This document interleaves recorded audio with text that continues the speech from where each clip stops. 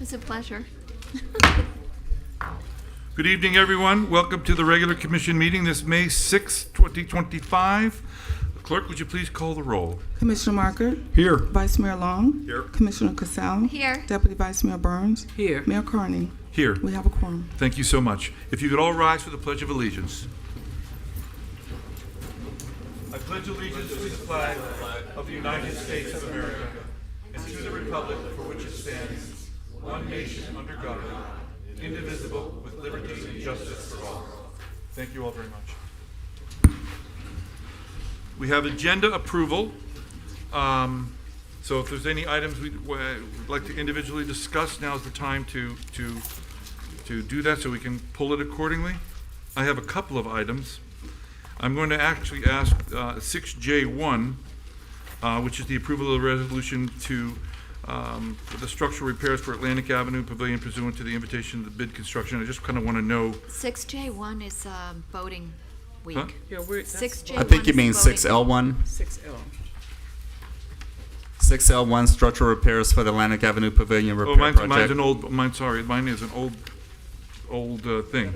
So 6L1. So that becomes 7AA. That would be 7AA. And the other one that I wanted to talk about was 6G. Mine 6G, the approval of the license agreement. Is that still correct? Yes. Okay, because I want to, and I'm only pulling that because I'd like the city to be updated on everything the city of Delray Beach is doing to for our license recognition program. So, other than that, What is it? 6G becomes 7BB. yeah, 7BB. Is there anything else, I don't have anything, thank you. commissioners? No. Nothing? Then I need a motion to approve the agenda as amended. So moved. Second. All in favor? Aye. Aye. Aye. Any opposed? It's majority. Okay, great. Presentations. The first presentation is the Mental Health Awareness and Trauma Informed Care Month, and I do have a proclamation that I'm going to read. Prior to the meeting, we all had a picture out here with the group. So let me go ahead and read this proclamation. Whereas mental health is essential to everyone's overall health and well-being, and whereas everyone experiences times of stress and struggles in their lives, especially in the last year due to the pandemic, social and racial injustice, whereas one in 4 adults and 1 in 5 youth ages 13 to 18 experience serious mental illness, and whereas 60% of adults and 50% of youth do not receive the treatment necessary for their mental health needs due to limited or no knowledge of the need, barriers to care, or fear and shame, and whereas research recognizes that adverse childhood experiences, which are called ACEs, which include but are not limited to physical, emotional, and sexual abuse, physical and emotional neglect, household dysfunction, untreated mental illness, or incarceration of a household member, domestic violence, separation or divorce involving household members, are traumatic experiences that can have a profound effect on a child's developing brain and body and can result in poor physical and mental health during childhood and adulthood. And whereas community understanding and available supports and services can greatly impact a person's ability to handle their stress and struggle and move forward, and whereas promoting mental health and wellness lends to higher overall productivity, better educational outcomes, lower crime rates, stronger economies, lower health care costs, improved family life, improved quality of life, and increased lifespan.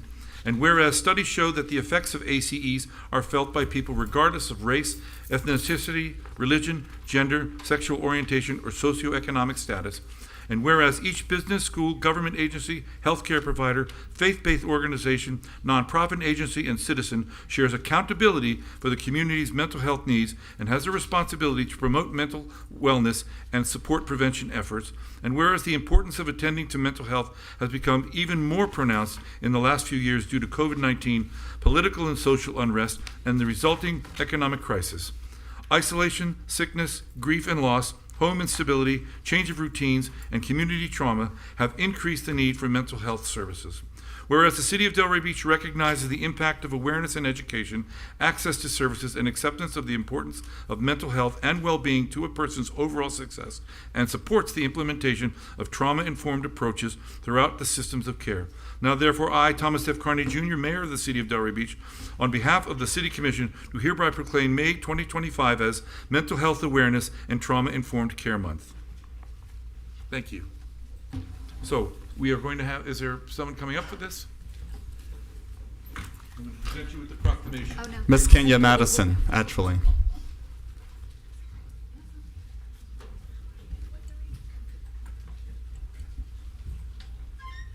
Here you are. We've already taken our photos. You want to say a few words? Or? Absolutely. Great, thank you. Good afternoon. Mayor Carney, Vice Mayor Long, Deputy Vice Mayor Burns, Commissioners Markert and Casal, as well as other cherished leaders of our village by the sea.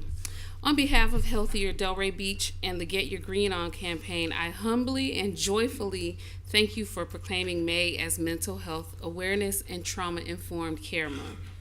As a generational resident of this beautiful city, this proclamation is more than a ceremonial, it's sacred to this soil. Get Your Green On was born right here in Delray Beach, sparked in 2019 by students at Atlantic High School, Village Academy, Carver Middle School, and Community. Schools who believed that their voices mattered, and they were right. Their vision ignited a county-wide movement and positioned Delray Beach as a model for what it means to center youth, uplift healing, and lead with purpose. For a decade, Delray Beach has stood strong with us, not just during May, but throughout the year. This proclamation affirms your belief that mental health is health and healing is a right, not a privilege. With deep gratitude, we also lift up our partnership with Palm Trend, whose Get Your Green On bus now rides through our neighborhoods. Not just carrying people, but carrying purpose. It's a beacon on wheels, helping residents find what we call resiliency rest stops.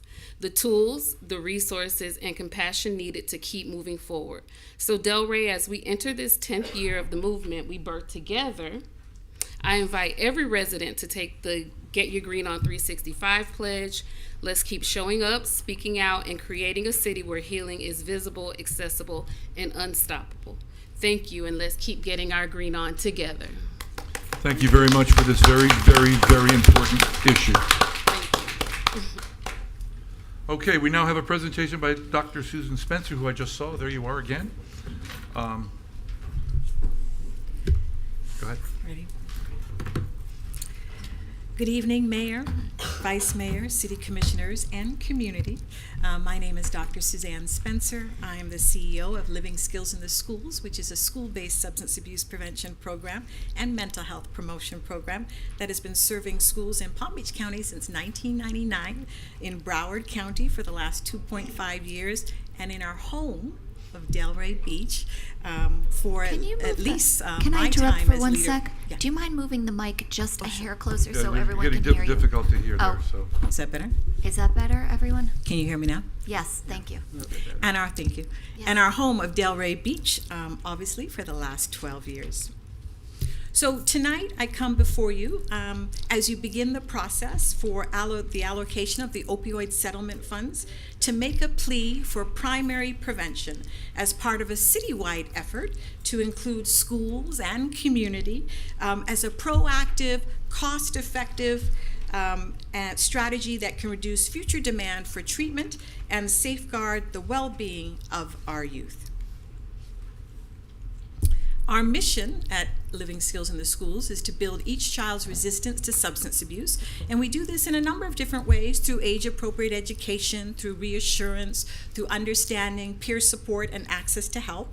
As I mentioned, I've had the honor of leading LSIS for the last 12 years with exponential growth, as you can see above, and over the last 4 years with a team of clinical professionals who are uniquely qualified to recognize risk factors and increase protective factors. And we've been serving at least 6 out of 10 Delray schools over the years. So I want to talk a little bit about the data so you have a little bit of context of how we approach school-based and substance abuse prevention. You'll see from the numbers there The idea that our kids have a lowered perception of risk, right? And of course, we know that when risk is lowered, it means that there's a higher likelihood that they will use substances. We know that access can be a challenge given today's environment of social media and online sources, which of course increases not only access but distribution channels. We do know that our parents still play a key role, particularly when it comes to their disapproval by it being a deterrent for our kids, as long as there's clear and consistent communication. And we also see that our kids are having favorable attitudes around substances, and this is really based on the myths of social norms, right? So here's what I mean by that.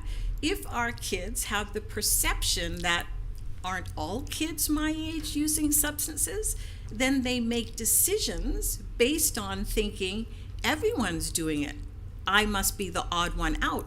But the truth is, and the data shows, that most kids are not using substances. So imagine if they knew that, how that would help create peer support and their decision making. So a little bit about our programs, and just so you can understand our total reach. Last year alone, we delivered 3,000 in-school, in-classroom presentations. We reached over 120,000 students. That's a duplicated reach between the two counties. 45,000 of that was unique reach. And we see kids from kindergarten through 12th grade, and I'll tell you a little bit about that. It's important that you know that 120,000, the reason why duplicated is so important in this case is because we know we have to see kids multiple times for multiple forms of delivery over the course of their school year. So we go in several times a year. We're in schools for extended periods of time, depending on their scheduling. We also start in kindergarten with things like medicine safety, social emotional learning puppetry program, because we know that the earlier we start teaching our children to understand and manage their emotions, that the better we can prepare them for their future challenges, right? And we also know that medicine safety allows them to understand early on to question the behavior of their peers as they get older, should they misuse or abuse medications. In middle school, the risk factors we know increase, and why is that? Because the adolescent brain is at its stage of development where it engages in risky behavior. And of course, we know that first exposure often happens in middle school. In high school, we look at our programming a little bit different because we know there we're not just looking at primary prevention. And primary prevention, by the way, just for your context, is to either prevent or delay the onset of first use, okay? But in high school, we are actually looking at primary prevention and secondary prevention. And why is this? Well, because in high school, we know our kids, they've been exposed, but they may be engaged in experimentation. And at that level, what we're trying to do is prevent the onset of a chronic lifelong disease of addiction.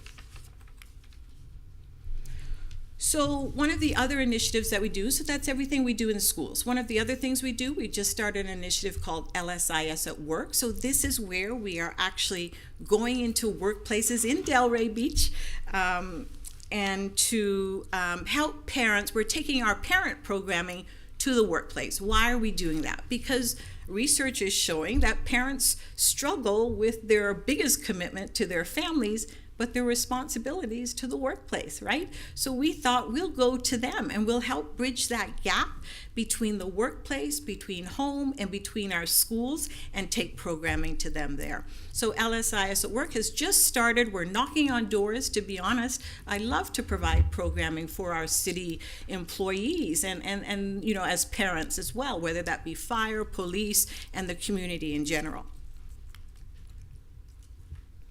Okay, so a bit about our impact, because of course that's very important. How do we know if what we're doing is good? Well, we see it every day, but how do we actually measure it? This is actually, we do certain projects within the school district in Palm Beach County, and sometimes they're able to share impact data with us. So this was one project we did. It was a 5-year project we did with them, and they reported to us a 46.5% decrease in referrals and a 44.3% reduction in out-of-school suspension with our program implementation. Now, I can tell you, we can't take all the credit for that. There are many different factors. It's very hard to measure your specific, unique impact, but we can certainly take some of the credit. We were there in those schools for multiple times. We also know that our program improves school culture. It strengthens the parent and child relationship and communication. And as a citywide initiative, what a great opportunity to take a collective approach to prevention. Okay, so we do some of the things that are unique about us. We are comprehensive. So we start as early as kindergarten. And the reason for that is, like I said, because we know if we can teach our kids the foundational skills, that it'll reduce substance abuse in their teen years. So we provide universal prevention. And what that means is we don't target any specific groups of kids. We think and know all of our kids are at risk for exposure, but not necessarily for experimentation. So in substance abuse prevention, universal prevention, we educate everyone. We also know that it would be important for all stakeholders. We teach our school professionals with masterclass on early detection so that they can recognize it early in the school. We do parent program, we do kids, of course. And why is this important? Because we need to give a unified, consistent message for our kids to prevent this. We have, because we're in kindergarten all the way through 12th grade, our curriculum is continuous, right? Our kids know the brand of LSIS. They know the team when they walk into a room. They remember the puppets and the program and the engagement. And we're able to support them through key transitions in their lives, through elementary to middle to through high school. And we're able to bridge those gaps in transition.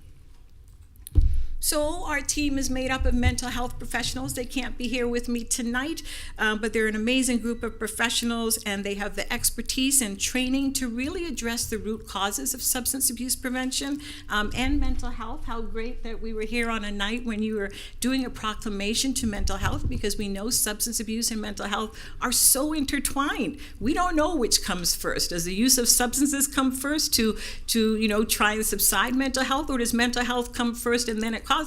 So we don't know which comes first, but we do know that they're very much intertwined. Our mental health professionals are able to tailor our programs to the unique needs of each classroom, because let's face it, in any given classroom we go into, there's some kids who've had no exposure, and there's some kids that may be living in homes of substance abuse, and a mental health professional is able to look at that. That's not for me, right? Yes, it is. 2 minutes, yeah? Yeah, okay. So we provide support for parents, and we know that our teachers are in a tough spot to deliver this kind of information because, of course, it really takes clinical training. So return on investment, as we look at our ending here, listen, old data is showing that for every $1 we spend in prevention, $18 is saved in rehabilitation. Add on, of course, what's happened over the years, we can increase that number by a lot more with inflation. But it's also important you know that 7 out of 10 students who use substances before the age of 13 will develop the disease of addiction. Wow. And it's also important that you know that 90% of the people in rehabilitation centers started before the age of 17. And of course, we can't ignore that. So the interactions of our clinical team, some of the things that they see with students are things like students are identifying concerns for themselves, concern for their peers, concern for families. We're trying to connect them back to school and school supports. So I ask you today, as you look at those opioid settlement funds, you have a program in your backyard, a program that's been doing this for a long time, with clinical professionals that can get to root causes, and we're not paying enough attention to primary prevention when we look at the way to help us in the next generation get out of this opioid crisis. And I ask you, to please consider what we can do together in a citywide approach. May I answer questions? We don't typically do questions Oh, after presentations, I'm but just doing Dr. Urbina, but I really liked the presentation very much. Thank you. Yeah, I appreciate the presentation, and the numbers are frightening. 7 out of 10 children. And everything you read says really prevention. It's the best thing, obviously. Yes. And every organization that deals with this issue, Substance Abuse and Mental Health Services Administration, says prevention is the key. Is the key. And the National Institute on Drug Abuse says prevention is the key. And, I went and visited her facility. I didn't even know it existed, honestly, and our children went to school together, so I was Yes. embarrassed to not even know what she did and how well she was doing it. But I say we have the capacity as a community to produce and maintain positive intervention outcomes, and I think our city should be part of that. And I thank you so much, Commissioner, for making the time to come out and spending some time with me, and just, getting more educated as you all are about to make some really important decisions about the lives of our kids and families in the future. Thank you. Thank you very much, Dr. Spencer. Yes.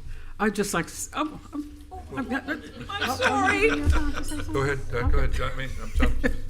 I was just going to say thank you for the presentation. And, as an educator, I've been up close and personal with all the things that you discussed. And I really appreciate that universal approach that you have. Yes. And two, that you're covering everybody from the kindergarten to the family and the staff, because all of that is necessary. So thank you very much Thank for you, your Commissioner. I presentation. appreciate that. In the spirit of inclusion, you want to speak? Just to say thank you, Dr. Spencer, for everything that you're doing. I can't think of anything more important. Thank you. And I've had, there's been so much support on your side, and from Alexandria, who's been instrumental in our program through the district. So I also thank her, and I'm sure some of that you've also heard of our work. So I appreciate that. She speaks very highly of you, but I'll pass that on. Yes, Thank you. tell her thank you. I miss her. And I'd just like to say thank you. I enjoyed talking to you for a long time before the meeting today. That was really, really good, and I would like to come out and spend some more time with you. I would love that. I would really like to do that. I think what the mission that you're on is really important. Yes, I So would really love thank you that. for what so you're doing. we'll reach out and do I that. would love that. Okay. Thank you Thank you, so Dr. much. Spencer. You now have a follow-up. We now have Ms. Bowman, you back there. This is a follow-up consideration for the 2026 program year education goals and priorities.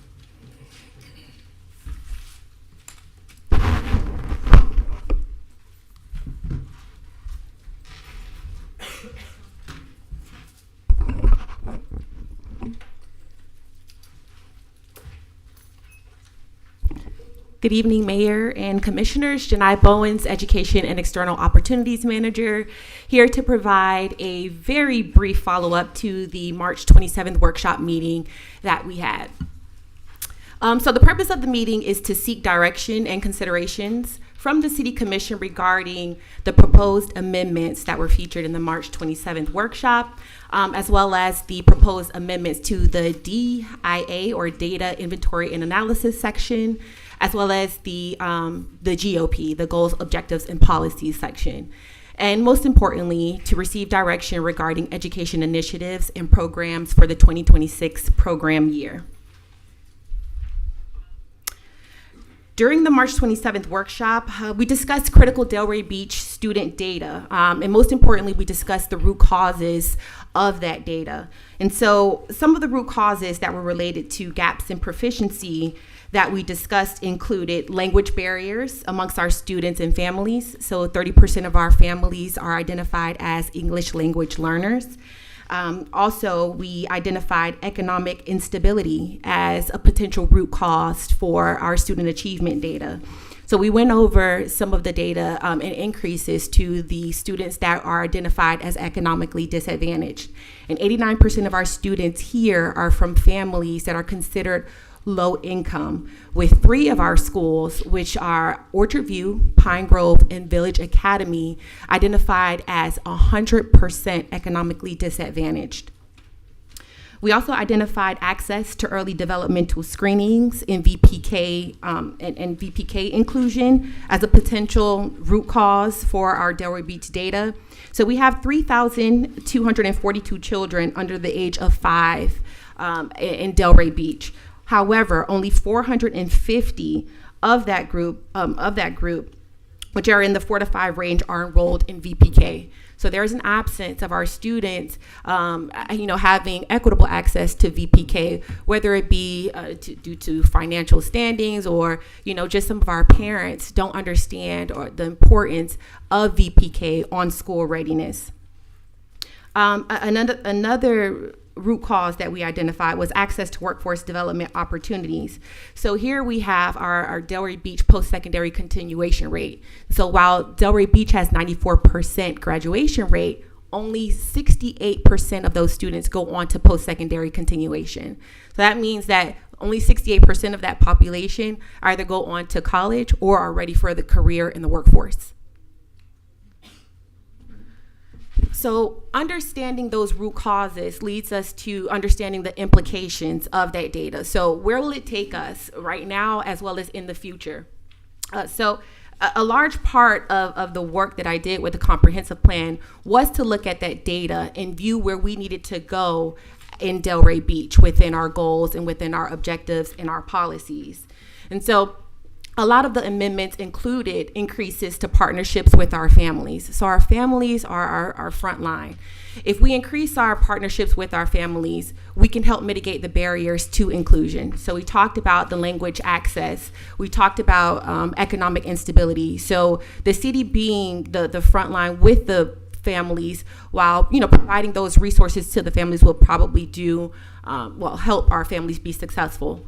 Also, the amendments included promoting cross-collaboration with public and private organizations in order to mitigate some of those physical, emotional, economic, and social challenges for families. So we have a lot of county and state partners that provide those resources to our families. So being the people, to communicate that information to our families is very important. Also, the amendments propose goals and indicators to support early developmental screenings and intervention support. So with only 450 of our students enrolled in VPK, that is a very small population that's able to receive the interventions necessary to support long-term growth and development. The amendments also work to increase collaboration with Delray Beach Early Child Care Centers and the Early Learning Coalition of Palm Beach County to promote the importance of school readiness. It increases partnerships with local nonprofit organizations and programs that are doing the work, as well as develops pathways for workforce readiness for K-12 students through increased partnerships with Delray Beach businesses. The comprehensive plan amendments, there were amendments within each of our 5 goals. So within education advocacy, there was an increase for support for our Delray Beach nonprofit partners in order to establish collective impact. So if we're talking about advocacy, what better way to start with the nonprofit partners that are already engaged in the work and that have demonstrated longstanding sustainability in terms of impact for our students. Also, for Goal 2, quality education initiatives, looking to our Delray Beach early learning providers and our kindergarten readiness indicators, which means strengthening our partnerships with the school district of Palm Beach County in order to align the curriculum, the training, and the proficiency measures across both. So maybe we are seeing some misalignment between what the students are learning within their early learning providers or the programs that they are in within VPK, as well as their daycares, and how that transitions to the support within the school district. So really coming up with goals in order to sustain those partnerships is very critical in the work. As well as with our third goal of extracurricular and lifelong learning initiatives. So looking to what we are doing within the city in order to increase our support for out-of-school opportunities. And that includes for elementary, middle, and high school students throughout Delray Beach. As well as with our fourth goal of community character and enrichment, so continuing to collaborate with the school district of Palm Beach County in order to design these facilities and these programs to promote success within all of our students, which would lead us to ultimately our goal of public school coordinated planning. So how do we codify these partnerships and make sure that we have this, we increase our level of service in terms of the students that we have. Another part of the work that went into creating the amendments for the Delray Beach Education Comprehensive Plan was looking at current and upcoming Florida education legislation. So I wanted to put this here because a part of the goal for this presentation, of course, is to receive direction on campaigns and how we can move forward as a city to sustain our support. And so I have three critical pieces of legislation here. There is House Bill 1225, which, and I'm going to say luckily, died within the Senate yesterday. And so that would have removed the provisions related to hours of work for minors 16 and 17 years of age. And it would have included a provision for children ages 14 to 17 to work without Florida's current restrictions. So part of that restriction was for our students to be in to be homeschooled. So without that, our children would have been able to work during school hours in Florida. And so when we talk about the increase to deficits of learning and increase to gaps in proficiency, we would have seen detrimental gaps, especially within our vulnerable population. So we have cost of living going up. We have, economic instability. So for the parents who would need their 14 or 17-year-old children to work, that would have been an opportunity for them to do so, which ultimately would have put a strain within their schooling. So we would have seen an impact on our future labor force with a lot of our students not obtaining higher skills, higher education, which would have impacted our systems as a whole. So we still have House Bill 859, which is a school readiness program, which is a positive piece of legislation. So this expands school readiness vouchers for our students. So before there were very stringent definitions for economically disadvantaged children and who could participate in the school readiness voucher. And that voucher provides funds for our families and our children to go to VPK at a discounted rate or for free. So now with this House bill, it expands what the preliminary considerations are for economically disadvantaged. So it's moving with where we are in terms of the cost of living. No longer are they looking at the federal poverty level, but they are looking at any family that's within 70% of the state's income. So that allows a larger percentage of our families to participate in this program. So hopefully we will see an increase in participation in VPK. And then also we have House Bill 591 with children with developmental disabilities. So our Florida legislators, they are also on the same pathway with understanding that early intervention is key. I'll be like 1 minute in achieving school readiness. And so they've also expanded access to early learning intervention, school readiness, and educational opportunities for children with developmental delays. So more funding, more access, more equity. So this leads us to our Delray Beach priorities. So we see that in the past, well, historically, especially with the campaign for grade level reading, there was a laser focus on third grade reading scores. But looking at where we are as a city, it's very evident that we have to take a cradle to career approach. So looking at before they get into third grade, all the way to post-secondary. So with the work and the help of the Delray Chamber, we've already convened partners who are committed to this work and who are committed to working with the city in order to look at sustainable ways that we can achieve these goals. And so we have our 3 priority buckets, of course, with the feedback from the commission, which includes school readiness, grade level proficiency, so not just third grade, but looking at proficiency across K-12, as well as post-secondary continuation. So some of those goals includes, for school readiness, includes educating our Delray Beach families on available early childhood and VPK providers and funding assistance. So the primary reason why a lot of our families are not participating in VPK is because because of the cost. And so we're working with the Early Learning Coalition as well as other county providers in order to increase our families' understanding and information for the funding and financial support that's available to them. For grade level proficiency, there was mention of re-engaging with the campaign for grade level reading in order to work closer with our nonprofit agencies in order to tackle that issue, as well as looking at our post-secondary continuation. So I've been working with the Office of Economic Development, with our Economic Development Manager, Mr. Rob Evans, as well as Career Source to look at opportunities for what we can bring to Delray Beach in order to increase access here.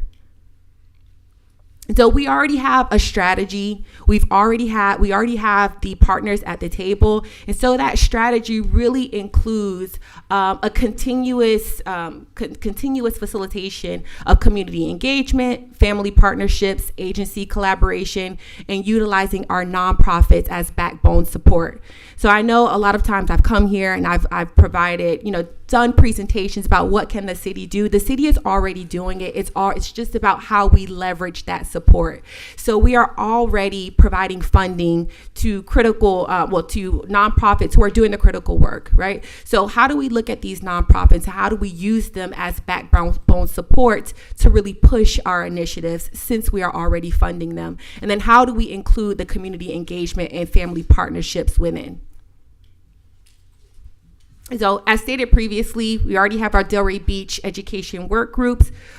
We are convening May 8th for school readiness, May 12th for grade level proficiency, and May 14th for workforce readiness. And these are the partners that are already at the table. They've already established a high level of commitment, and we've already been engaging to discuss how we can create a sense of sustainability. So points to consider for direction for the City Commission is perhaps moving forward or providing, critical feedback on the adoption of the comprehensive plan amendments, as well as consideration for adopting a Delray Beach Cradle to Career campaign. So I've already been in talks with the campaign for grade level reading, and it's ultimately us. Like whatever we want to do, they work with us. The campaign for grade level reading, they are really there for support. So if we want to embark on a Cradle to Career campaign, they are there to support us. And what that will look like is redoing our Community Solutions Action Plan, which we currently have that only focuses on third grade reading support. And that would include our school readiness, grade level reading, and post-secondary continuation goals, as well as direction for sustainability and funding. So I would like direction to pursue grants to support the campaign, because the campaign is free to embark on that network. For a campaign for grade level reading, it is free to be a part of it. But if we are talking about sustainability and action, we know that comes with a cost. So as staff working for the City of Delray Beach, I would like direction or consensus to pursue grants for funding, as well as direction for out of school timing. There were remarks on the during the March 27th workshop about potential programming for our after school, summer learning, and 505 Teen Center programming. That concludes my presentation. Thank you very much. I'm going to make it, before I turn it over, I just have a couple of quick comments. When we canceled the meeting before, we canceled the portion of the meeting where this commission would have an opportunity to weigh in on what we thought were the important parts of the comprehensive plan, to deal with education in the two parts of the comprehensive plan. We've not yet had that meeting, okay? So I understand all the hard work, but you talk about, critical feedback or feedback from the commission. We haven't had that meeting yet because we haven't reviewed as a commission the different elements of the comp plan as they relate to education. And you took out of Goal 5 essentially the interlocal agreement, which is, I think, the most important thing that we have with the school board, is about telling the school board what we want. Not just further cooperation, an interlocal agreement, a statutory interlocal agreement, because it's statutorily required. That's kind of missing from the presentation. I think we should seek money. I think we should do all this, but the reality is the commission has not sat down with you and gone over the different elements of the comp plan and the two portions of the comp plan dealing with education. And while you've done a great presentation, it would have been nice for us to participate in what we thought was important. And as for me, as I said, the interlocal agreement is the most important thing we should be doing with the school board, because we are not telling the school board what we want. And until we do so, we can't expect any statutory requirement that they're going to do what we want. So anyway, I'm going to turn it over to the commission, because I think that was important, that we had a chance to review the comp plan with you. Could I, if I may? Sure. You can go first. Could you speak to the interlocal agreement? Would you want to speak on that, city manager or city attorney? That the point is, there's nothing to talk about. Could you go back a slide? Yes. We've had 2 or 3 presentations on the comp plan. We all got the copies that you provided. We've also had recommended changes multiple times. We've had a lot of opportunity The 1 to hour, provide the 1 feedback. hour presentation that we were supposed to have related to us reviewing the comp plan, 2 portions of the comp did plan, that dealing with last education, time. was canceled. No, we went over it. We went over this. We went over her idea of what she Right, but wanted then as you- amendments to the comp plan. Right, but we turn around and then if you have input, you email it. No? It's just one more of the same. I more would of the say, same. okay, from my, One-on-one meetings for as your well? presentation that you gave today, I love the Cradle to Career campaign, because you're right. I think the focus needs to be much broader, and we need to get the kids when they're 2 years old to make them successful. In our last meeting, we talked about various ways to go out and educate on VPK through the churches, maybe even incorporating something into our water bill. We have to get to our residents and let them know what is available, and that's the best way we can help them. You included reading and math readiness. That is great, but where we always come back to is the same place, and that is we struggle because we have a demographic in the city as compared to the surrounding cities that is needy of resources. And at the end of the day, we are struggling with financial issues. But what I think we need to figure out our commitment to this, and that's where we all, at the end of the day, when we get to that point, we all kind of get nervous because we don't know what our budget really looks like. We don't know what we have in terms of money, and even though we want to do it all, we don't know how we're going to do it all. And it's actually scary, for me personally. But what I would say is, I think, Mr. Moore, if we could get a list of every organization that is currently getting funding, and I know you've given that to us, and then there are other organizations that you incorporated that are not getting funding. I don't think Milagro gets any funding. I kind of like to look at all of them, what's getting funding, what's not getting funding, and try and figure out how do we work together, because as you and I said, I wanted the school board brought in to explain to us why our children are not doing better and why our schools are C-rated.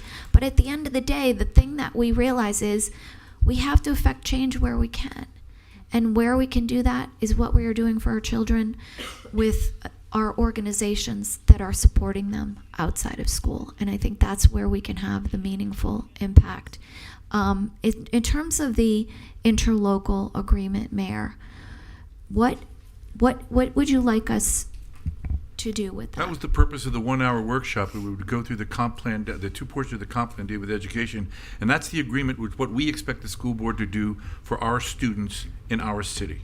We don't have that, so the school board doesn't have any obligation to do what we want. We can talk all we want, that we want this, we want cooperation, we want, all this, but it's the agreement which dictates what they have to do. And what you're talking about, well, I'd like to see this, I'd like to see that. Is Yes, the agreement all that should be in the current? comp plan. When All does of the that should be in agreement renew? I'm sorry? When is the agreement currently signed, and what point does it renew? When do we look at the agreement to revise it? We have essentially no existing interlocal agreement. We have a loosey-goosey agreement, but we don't have the definitive agreement about what we expect to have, what we expect the school board to be doing for our students Bless in our you. schools. Whoever sneezed. Could we get a copy of the? Maybe we need to have individual discussions with.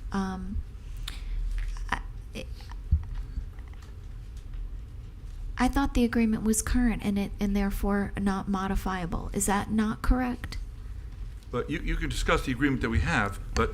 So go you ahead. want to modify the agreement? It's an ILA for cooperative planning with the school board.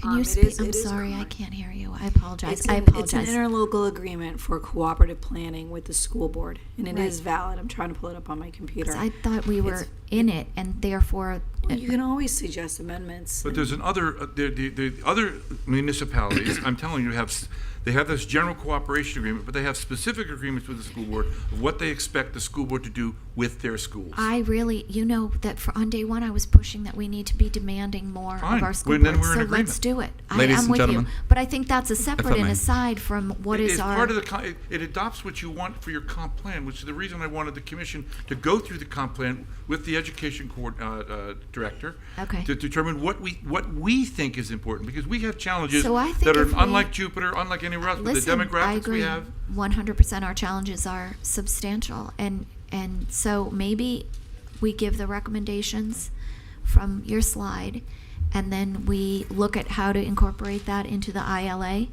in the very near future. It would be, it would almost, yes, I know, there are separate agreements that you have with different things, and I'm just saying what other municipalities have done very successfully, which we have not yet tried to do. Ladies and gentlemen, if I may, the purpose of today is really to provide an update in advance of the City of Delray Beach proceeding with actual comprehensive plan amendments. We talked about that pretty cogently during the March 27th workshop meeting.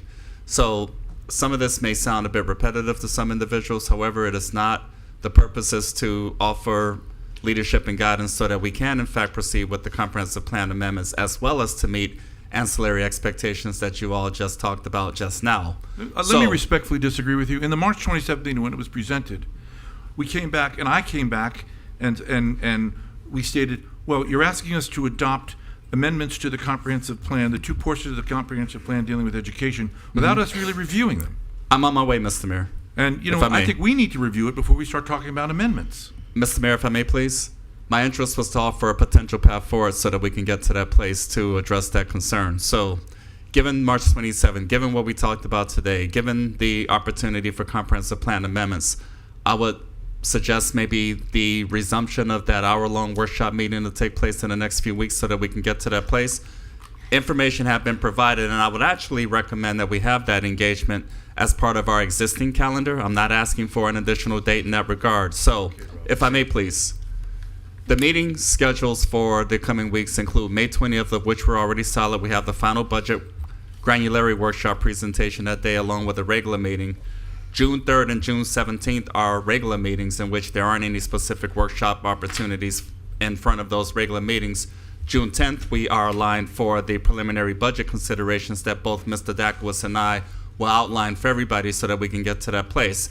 Because I would envision that the City of Delray Beach would then be in position to A, proceed with comprehensive plan amendments as a result of hearing the information today, B, proceeding with a follow-up engagement with the school district of Palm Beach County, as we've been talking about before. Henceforth, given the timelines I've outlined for the month of June, I believe we would be in position to facilitate an hour discussion between 4 o'clock and 5 o'clock, either Tuesday, June 3rd or Tuesday, June 17th, whatever your pleasure. If you feel a couple of additional weeks would be helpful in that regard, that would be great. But to the point of comments made before, a lot of information had previously been provided that has been circulated. You're all squared away in that regard.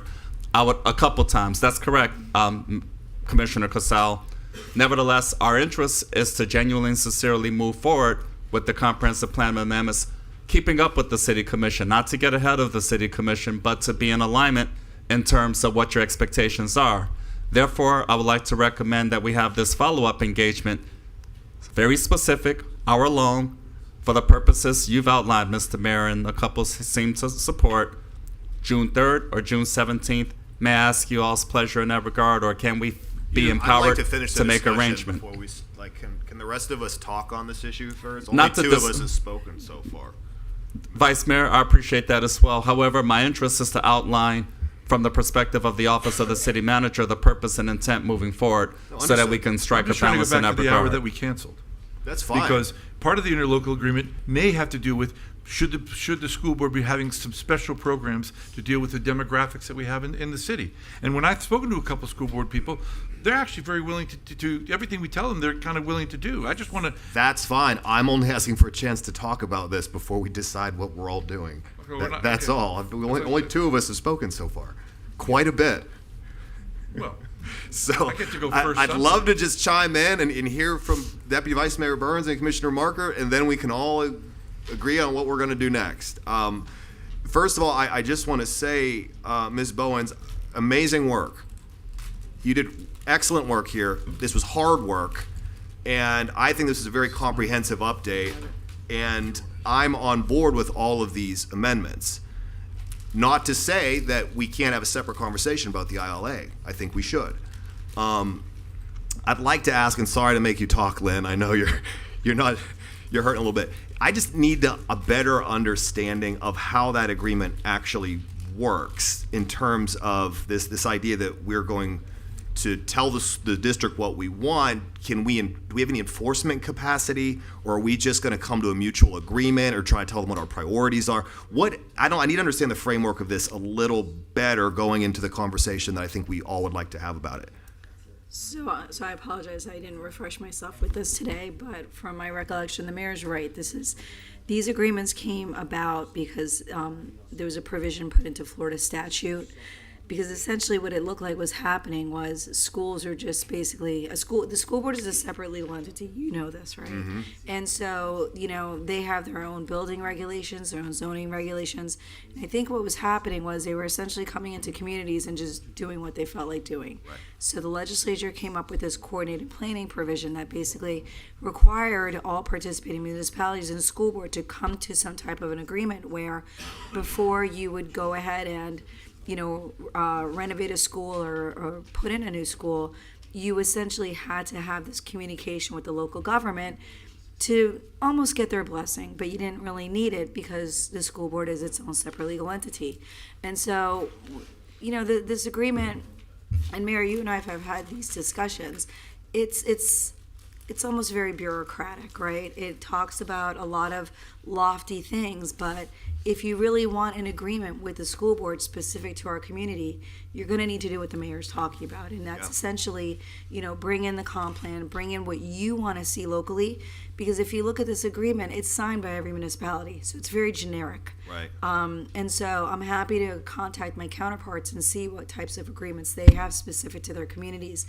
But really, when you look at this, this came about, the coordinated planning element came about with the Delray Full Service Center. And staff had felt that, for whatever reason, that coordinated planning wasn't occurring in the manner that they felt was going to be fair to the city. And so that's when this agreement was discussed, and there were a lot of conversations back and forth, a lot of community meetings. And I think at the end of the day, if we want something tailored to Delray Beach, we're going to need to do what the mayor's talking about, because this is just very generic and it's just more lofty as opposed to digging into what the community is seeking from their local school board. Okay. No, thank you. Sorry to make you talk so much. Just one more thing. Oh, go The ahead. agreement renews every 5 years, so it's an automatic renewal, so it'll go on in perpetuity. But we can amend it at any point. Well, remember, an amendment requires consent from both parties. So I think a lot of Okay. collaboration, communication is going to have to take place in order to get both parties in a position. I don't know if I would necessarily amend this one because, like I said, it's very generic for all communities. I think you would want to have an interlocal agreement between the school board and the city of Delray Beach to address specifically what you're looking for. But they'd also have to agree to Always. that. They would. Yeah. So I'm on board, Mayor, with your plan here. But I think this is still a success, what Ms. Bowens created here. And I think it's something that we should move forward and adopt, and then use this as some of the basis for what we want to see in the ILA. And I just want to be careful with how we broach this topic of discussion with the district. I know we're frustrated with the school district, but when we talk in terms of making demands, they have to agree to it too, It's right? cooperative. So we need to have an approach of mutual understanding that we're all rowing in the same direction. I just want to make sure that we're on the same page in terms of how we're aligning our expectations and trying to put our best foot forward to have a productive conversation with the district. But I'm on board to move forward and delve in and try and tell them what we need here in Delray Beach in terms of our ILA. I'm just going to say, I think actually most of them, I got to go, by the way, Banyan Creek Elementary got a great award. I happened to be there on behalf of the city and got to speak to a couple of the schools. I think most of them are on board with trying to work with us because of our special circumstances as it relates to demographics and stuff. So because they're willing to work with us, and it's got to be cooperative. Yeah. But I just think we have an opportunity here to enhance what we've done. I mean, I think the presentation is great, and a lot of what we're trying to do is great. But when I see, further the cooperation, I take that to mean let's enter into an agreement. Yeah. That's all I'm saying. I'm with you. I'm sorry for interrupting. Sorry, Mr. Marker. I won't plow the same field. I agree with all the comments that Rob made and Lynn tried to make with her bad voice. A couple things. I think this is a really good start. I really do. I mean, it's well thought out. It's got us on the path. It's creating anxiety to get to the next step, which is obviously meeting with the county and just getting it done. And I'm 1,000% confident we can work with them and we'll reach a good place with them. I did have one question. You mentioned how important grant dollars will be in the future. How big is the grant pool out there for stuff like this? Because funding's everything, as you know. Right. I think that we have a lot of opportunities for grants, although there are a couple of, federal funding cuts and budget cuts. In terms of these types of grants, there are still a lot of grants that we are able to take advantage of. Okay. In terms of, whatever we do within the campaign. So if it is to adopt the Cradle to Career campaign, there are still grants out there that support school readiness, that support literacy and math proficiency, as well as post-secondary support. Some are granted through the county, some are granted through the state, some are federally allocated dollars.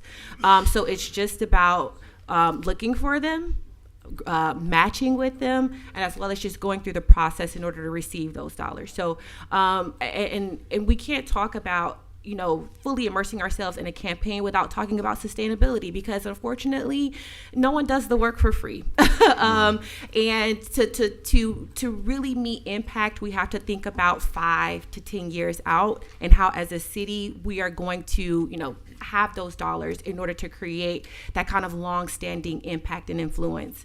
And so, a part of my role is to view grants as well as, source them and apply for them. Yep. So, if this is the route that we want to go, I am more than happy to, add that, to our goals. I'm glad to hear that, because funding is everything. But I like what we're doing. It's going to cost money to do this, and if we can pick up state and federal funds, that would be fantastic. So good on you.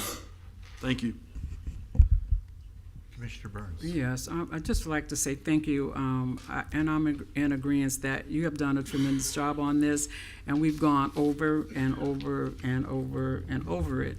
And I remember meeting individually I thought we all met individually with Ms. Bowens to go over the comp plan, so I'm there. And I think that we're discussing two different things. I think that we can move forward with this. I'm really on board with the Cradle to Career priorities. I think that the school readiness, grade level proficiency, and the post are on point, and it gets us going in the right direction. And also, we really just need to work cooperatively with and professionally with the school district, and express our needs and our wants and our expectations without using the words demanding and cross over this line kind of thing. So let's do this professionally so that we can get this agreement. I do agree that we need to have an agreement in place. However, and let's not forget that to leave our residents, who better know what they need than our residents and our students. Having worked in the school district, it's not, you have the people upstairs giving out what you should do when you got to be in there walking in the paint to understand the needs. So getting information from our residents, from our teachers to say what is needed, because we can think we know what's needed, not so.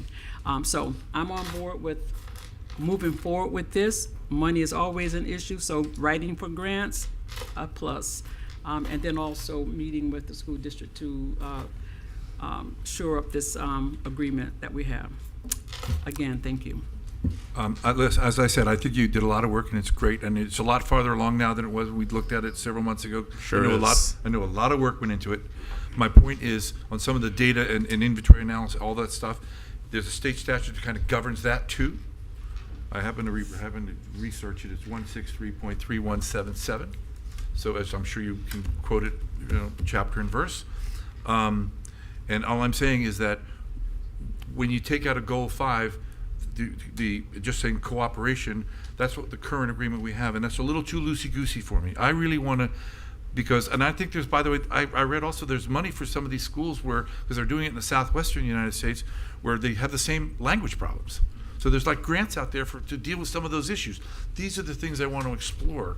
And so I'm saying this is a great job, and I'm just saying I really want to nail down the school board, who I think is actually would take it as a great success. When I ran for office, I kind of ran on trying to improve all the comprehension levels of all the schools. I said, I know we're not the school board, but to the extent that we can, as a commission, reach an agreement with the school board to try to push up all these results, that's what we should be doing. And so that was my only point. So anyway, I'm finished. So, ladies and gentlemen, Wait, Mayor, could I just ask the city attorney one thing? Wellington was successful in turning their schools around. They did the city committed money. But I would be curious if you're out looking at other cities, what their arrangement is. If you could just ask Wellington, because that could be telling us Good where. model. we need to There's go. several actually towns that have done it, Yeah. and in Broward as well. So I didn't look at Dade County. I'm sure they'd have the same kind Yeah. of thing.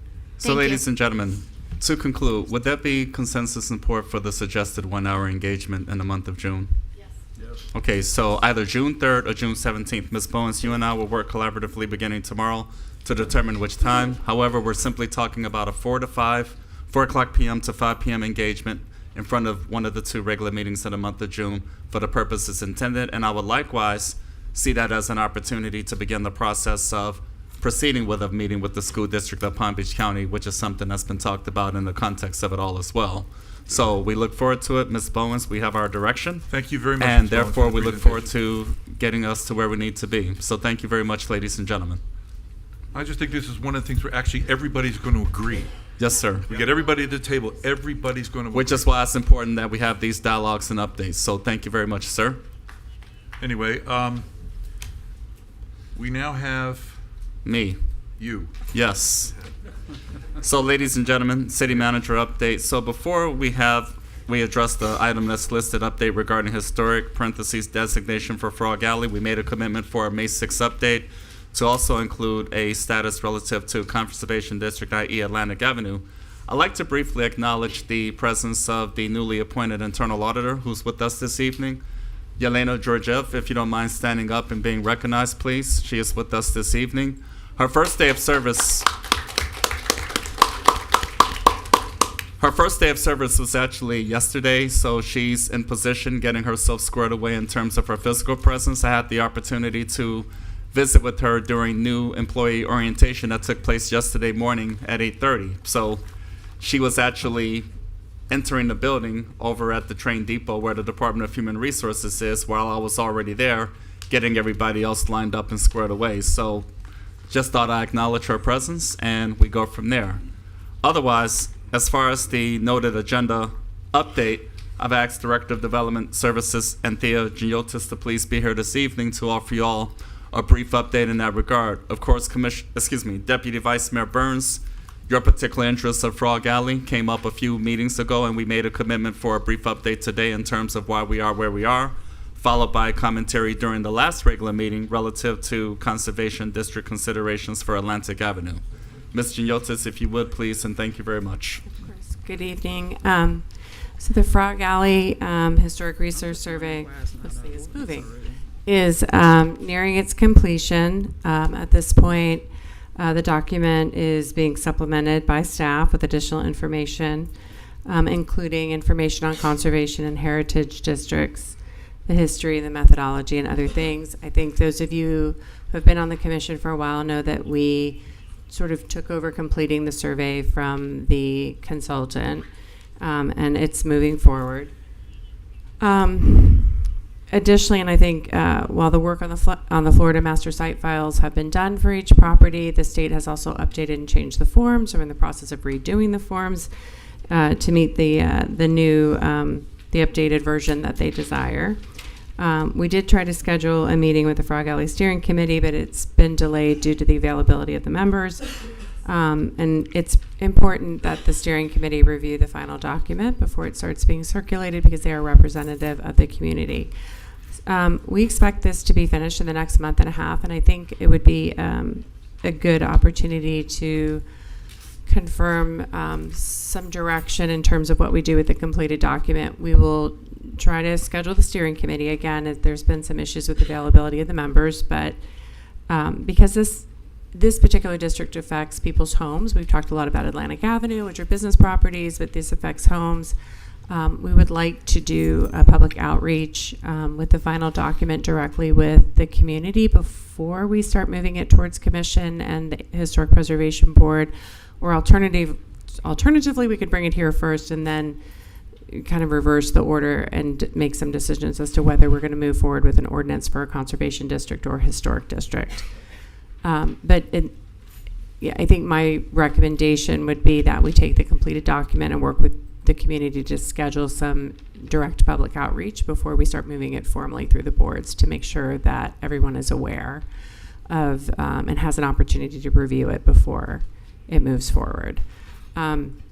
But we will discuss this with the steering committee as well and get their input on their suggestions. But it is about ready to start moving through that formal process. If you're asking us for direction, Mm-hmm. well, my view would be it's the neighborhood. Right. The neighborhood's got to Go like with them it first, yeah. So but I'd like you to circulate the draft to all of us Sure. as well. Sure, So expect. that we could input what you maybe take to the neighborhood. Yes, of course, we'll do that. It would be a public meeting, and we'll work with that. So I expect the draft to be finished in the next 45 days or so, and then we'll circulate it, and we'll try to get some time on the calendar with both the remaining members of the steering committee and try to work, into a neighborhood meeting as well.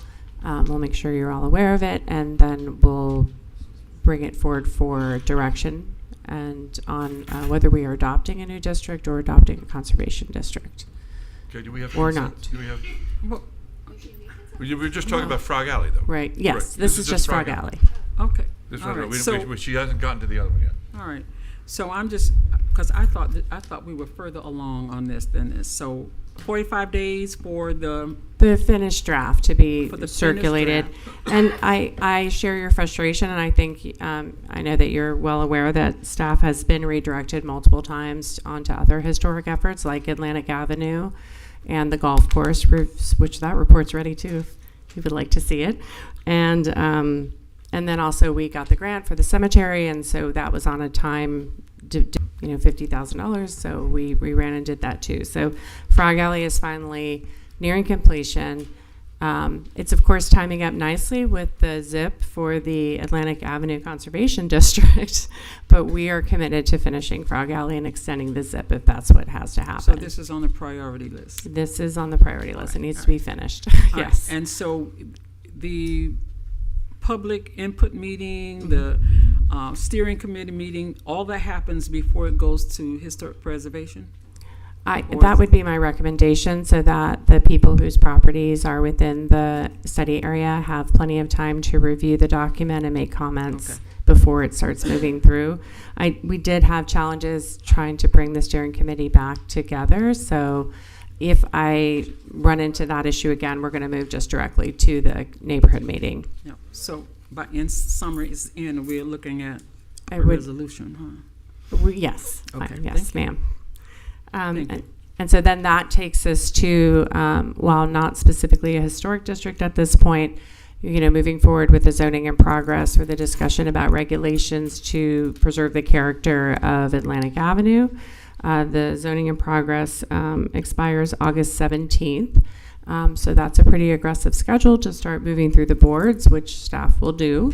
However, I think it would be good to have a discussion about the fact that then all the public hearings are happening in July and August, and we typically just generally don't do those big ticket items when so many of our residents are traveling. So just some input is whether, no, everyone's kind of in agreement, we should just keep going with Historic Preservation Board in July, Planning Board in August, and the Commission, or whether we want to adjust the ZIP to have the hearings in October. I think we were talking about as to whether that would be better for community and property owner input. So it's we up also to you. have the option to extend the zoning and Well, property. that's what I'm correct? wondering is whether we should do that, Because or- this has got to be done right. And I think we want to have Yeah. maximum participation. Right. For people. And so right now, the draft schedule, based on when we adopted the ZIP, puts the public hearings in June, July, and the second reading in August. So I'm just wondering whether you think we should move them extend it a couple more months to try to have the hearings in October. I mean, I think we want the maximum participation. So, I mean, we don't have to do that tonight. We can do that. No. We'll But bring I it mean, back. we're not going to let it slip, and we're not going to, I mean, I'd rather extend. You have a tickler. Yes, sir. Okay. So, do you have any questions or? On and on and on and on. Okay. Thank you very much. Great work, thank you. But we got to keep to the timeline on Frog Alley, though. It's Wanna get- priority, Yeah, I want Frog Alley to be a priority. priority. We've come to the portion of the meeting for public comment. Those of you who wish to speak on an agenda or non-agenda item, please come up to the lectern, give your name and address for the record. You will each have 3 minutes, which I will try to enforce. You will, you have the hammer. I got the hammer. You got the hammer. Put the hammer down. I'll need Public 3 comment commences. minutes. Okay. Daniel Rose, 323 Northeast 6th Avenue. I did watch the presentation. I want to discuss that first. It's important about VPK ELC. I'm very familiar with it. I own a daycare, childcare facility. I'm very Can't familiar hear with you ELC. very well, Mr. Rose. I'm, what's Can that? we Speak into please the have, mic. Oh, you can't hear me? Okay, I'm so sorry. you have to want to speak up a bit, and we want to keep this down to a small roar. I do own a childcare facility with my business partner. I'm very familiar with the ELC and how important it is in VPK. VPK is free for anyone. It doesn't matter. You can be a billionaire, have $2 in the bank. Everyone qualifies. I think the issue is what I've learned is education. Not many people are aware of the programs. It's not really the school board. They're state funded. So every county has ELC, and you deal with them. And then VPK is an add-on. VPK is probably the best thing ever invented. There's some really good curriculums. I texted my business partner, and he said we'd be willing to meet with anyone and give guidance if needed on this to make it successful, because I think no family should be without VPK. It's probably the greatest program ever, and there are families that can't afford daycare that are completely unaware of the ELC program. So like we have students where parents pay like $25 a week for daycare because of the ELC program. And the biggest complaint from the ELC people is there's a lack of people that are a part of the ELC because they're unaware of it. The education's the key. No pun intended. Now with the grants, last year was dry. So don't count on grants as far as like running these daycare facilities. So I got to get into why I'm really here. July 12th is a Saturday at 1 o'clock. We're doing our We Box for Life charity. We Box for Life, that's not the number 4, that's FOR. And USA Boxing, our nonprofit, is doing a boxing event at Pompey Park. I just put the paperwork in. It's going to be a really good event. We're looking for sponsors, of course. We need community support, and the reason is I guess I got a minute left, is we just got the Davis Cup, and that's a big deal. Like anyone that knows tennis knows that Davis Cup is huge. So what's in it for us as a city is, well, this is kind of like a dry run event. We have a capacity of 650. I had a meeting with Mr. Smith, Rohan, and Prentice. You guys got a really good team there at Pompey Park. So I'm expecting a really successful event for the community. And the reason I'm going to come and harass you about the event is I need a big turnout. So don't buy tickets and not show up and think you're supporting the charity in the event. We want butts and seats, as they say in the promotion game. The reason is if we can pull off a really successful event, there is a need right now to host Golden Gloves and a possible hosting of the Junior Olympics, which are the trials. And we have some boxers locally that we got some really good feel-good stories. I got 20 seconds left. So it's July 12th. I like all the commissioners there, regardless of whatever, because you can present the medals or the belts that we give out after each fight. It's amateur, so it's not like I can challenge you. This isn't YouTube Live. It's every fighter is sanctioned by USA Boxing. It's a real event, 2-minute rounds, and it counts towards your professional license. So please show up. I'll send you some more information once I get the flyers ready. We're just in the process. I just wanted to give you the heads up so you can reserve that date. Thank you. Just, what is the name of that Golden Glove? I read about we have this big Golden Gloves person right here from Delray. Yeah, we have a guy, Makai Joseph. His nickname's Hollywood. Hopefully in November he'll be going pro. He'll probably be the main event in his weight class for whatever opponent we get him. Good. We've got some little ones that are about 75 pounds, like Pastor Lane's son. He's going to make his debut. We have a gentleman that's part of our charity. I hate to take up more time. Hopefully you're okay with it. He has a leg missing. You've seen him. I think Miss Burns and Mayor came. You're always welcome to come to the Phoenix Gym, every one of you. We're working on trying to get him an opponent. That's something he has earned. It's not been given to him. So hopefully we'll find someone in the 140-pound range that's willing to box him. He doesn't want, this is a serious situation, or maybe someone in the similar predicament.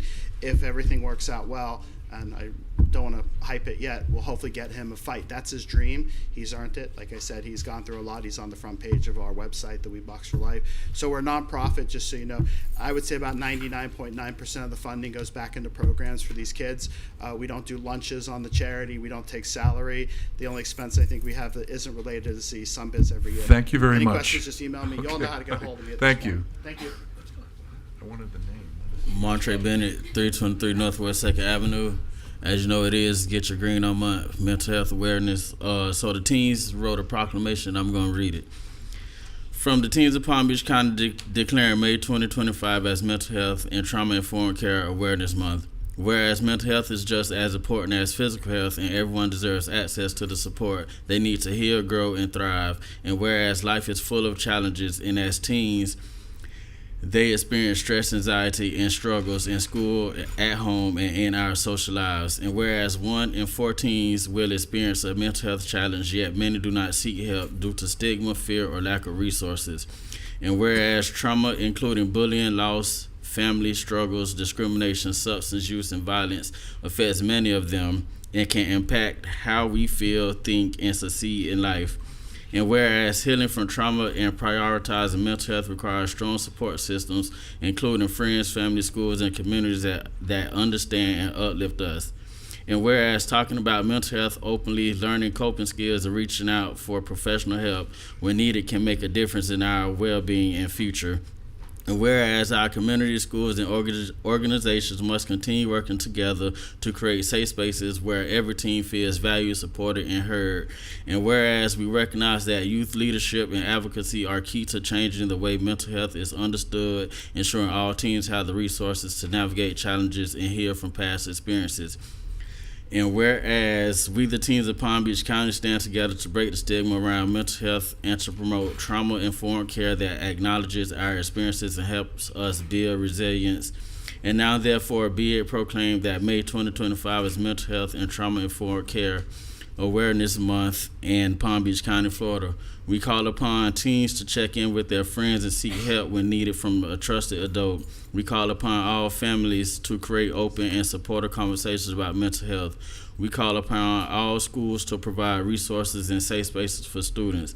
We call upon all communities to promote awareness and accessibility to mental health services. We call upon all places of faith to offer compassion and support to those struggling. Together we can build a county where no young person has to struggle alone. I don't know what that is. But get your green on, and the team says support them. On May 28th at Pompey Park, 6 o'clock to 8:30 is the event for the month, so come out. Thank you very much.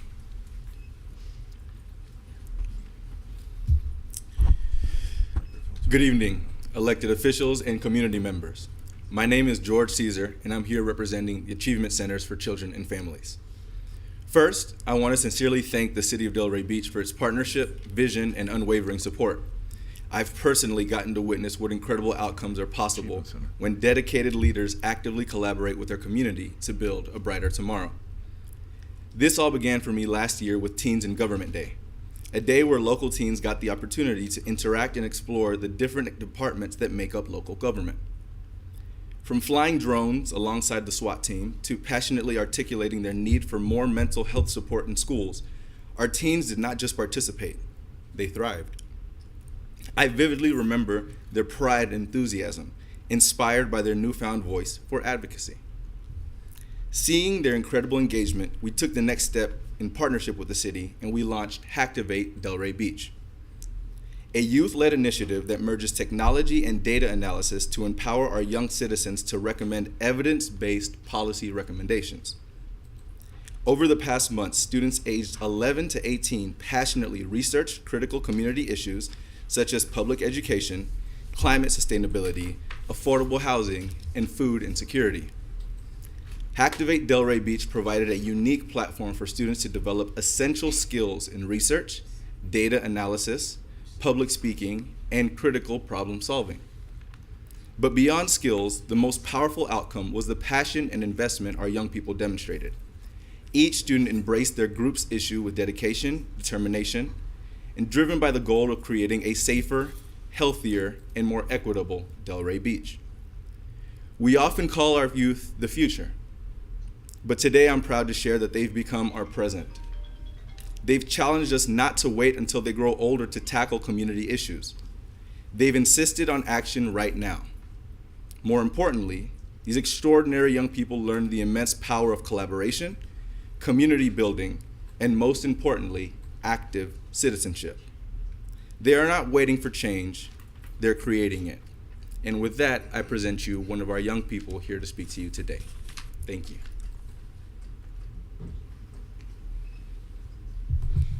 Good morning, everyone. My name is Wallace Solomon, and I am a 10th grader that attends Village Academy. And your address. Your name and address. Oh, okay. I didn't say your achievement center. We know we do it so we can get back to you, so that we know who to contact. We know the achievement center. All right. What do you mean by address? Your address. Oh, okay. Hello, everyone. My name is Wallace Solomon. I live at 15175 Hayes Road, Delray Beach, Florida. I am a 10th grader that attends Village Academy. I was very fortunate to be a part of this year's Hacktivate program. It was a 2024 to 2025 program for teens made by Achievement Centers for Children and Family to help teens become aware of our community issues. Today, I would like to speak on my experience throughout the program. Students like myself aren't exposed to what is going on in the real world, and sometimes not even in our own cities. All of you guys must know that kids my age go through a lot of things, whether it's at home or just in public, at schools or community centers. 25% of Delray Beach residents report experience symptoms of depression or anxiety. Starting in November of 2024, me and other kids from the range of 6th graders all the way to 12th graders were able to meet with professionals to learn more about the importance of our different topics that we are given and how it affects our communities. My topic was mental health, substance abuse, and access to medical care.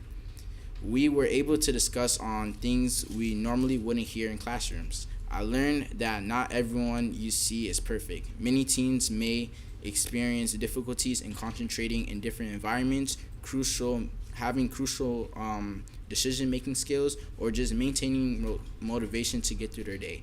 Hacktivate not only allowed me to learn new things, but also shine some light onto things I wouldn't have known without being connected to Hacktivate. I believe programs just like this are important to have for our community to help children become not only aware of problems that may occur in their lives, but also just to become a well-rounded person. Many people don't get a voice to express how they feel, so I appreciate this experience. So overall, my experience during Hacktivate was amazing, and I believe more kids like myself should be allowed to be exposed to these experiences. I appreciate this chance to speak to you guys today and speak on the behalf of the children of Delray Beach. Thank you. Thank you very much.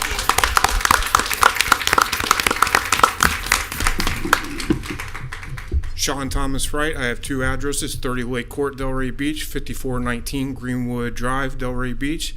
Real quick, Mayor Carney, because I saw all the frustration with the school board, being an actual alumni of Atlantic High School, okay, and being personally involved when Atlantic transferred from Old Seacrest to here.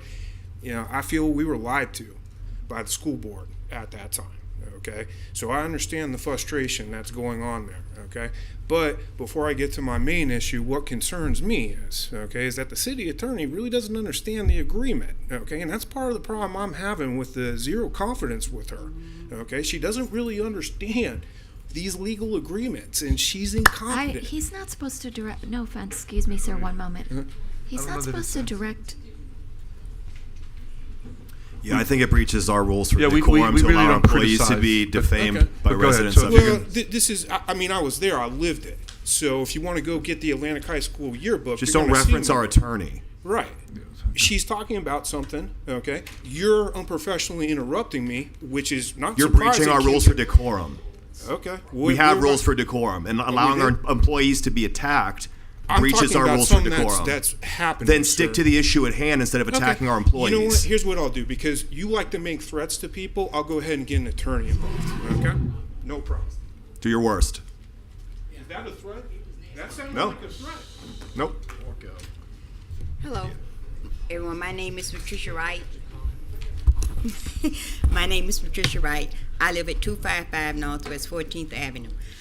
I am a native of Frog Alley.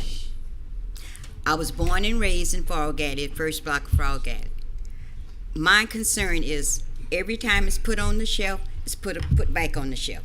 I heard what she said about the 45 days in the community. We've had community meetings. I even have an organization called the Legacy of Frog Valley Ancestors, registered with the state of Florida. But my concern is when I moved away from Derry, when I came back, there was an elderly lady, Miss Gertrude Green. She was my Girl Scout and Brownie troop. She also was responsible for Mayor Lynch getting the proclamation. We had a Frog Alley reunion, first reunion in 1995, I think. She has now passed, but when I would go visit her, she always said to me, Patty, make sure that Frog Alley is not forgotten, and make sure that we still have the history. But every time it's taken off the shelf, thanks to Commissioner Burns this time. And then I was also asked to join the Historical Preservation Subcommittee. But like she said, it gets put off or whatever. But the problem is, why can't we move further? Now it's another issue. So that's my concern. I just would really like for us to move forward with it, because I promised Ms. Gertrude that we will, and I'm still working with it, and I understand the Historical Preservation is working with it, but it's always blocked. So thank you for your time. Well, I'm happy to say that it looks like we are making progress, and we have just made it a priority. So hopefully you will have the opportunity to come back and thank us for doing what you've asked us to do. And I do, sir, hope that it does move forward, because, we've been here before. Understood. Thank you. Thank you.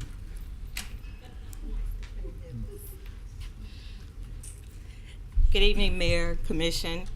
My name is Andrea Bruton, 703 Place Tavant. I am the first Vice Commander of the American Legion Post 188, and I'm here regarding an update in communication, and I will be reading a letter into the public record from our incoming commander, Charles Blake. I'm honored to serve as the incoming commander of the American Legion Hall in the Set community.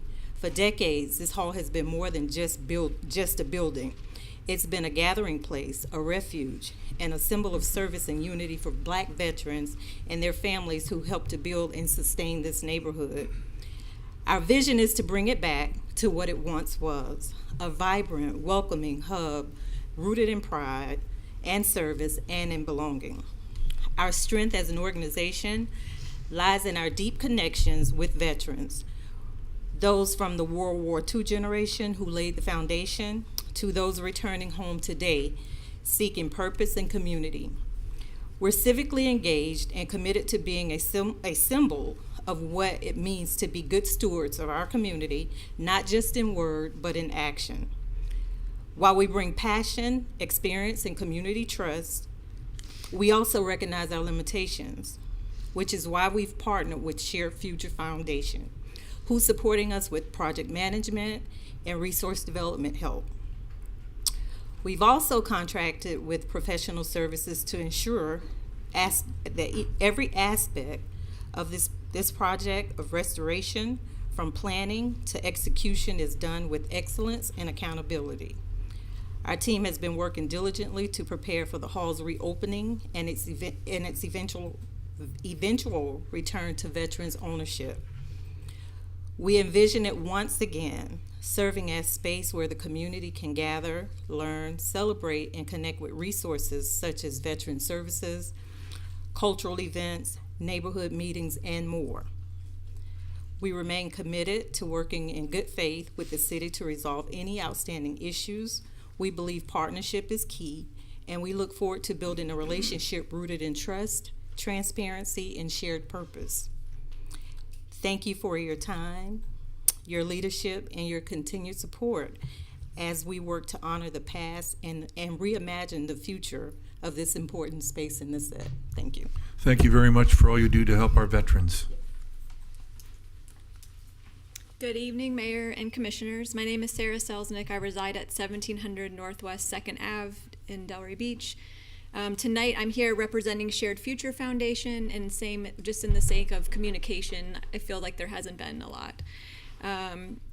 So we are honored to be supporting the American Legion Hall with project management and resource development services, and are looking forward to a fully renovated community space.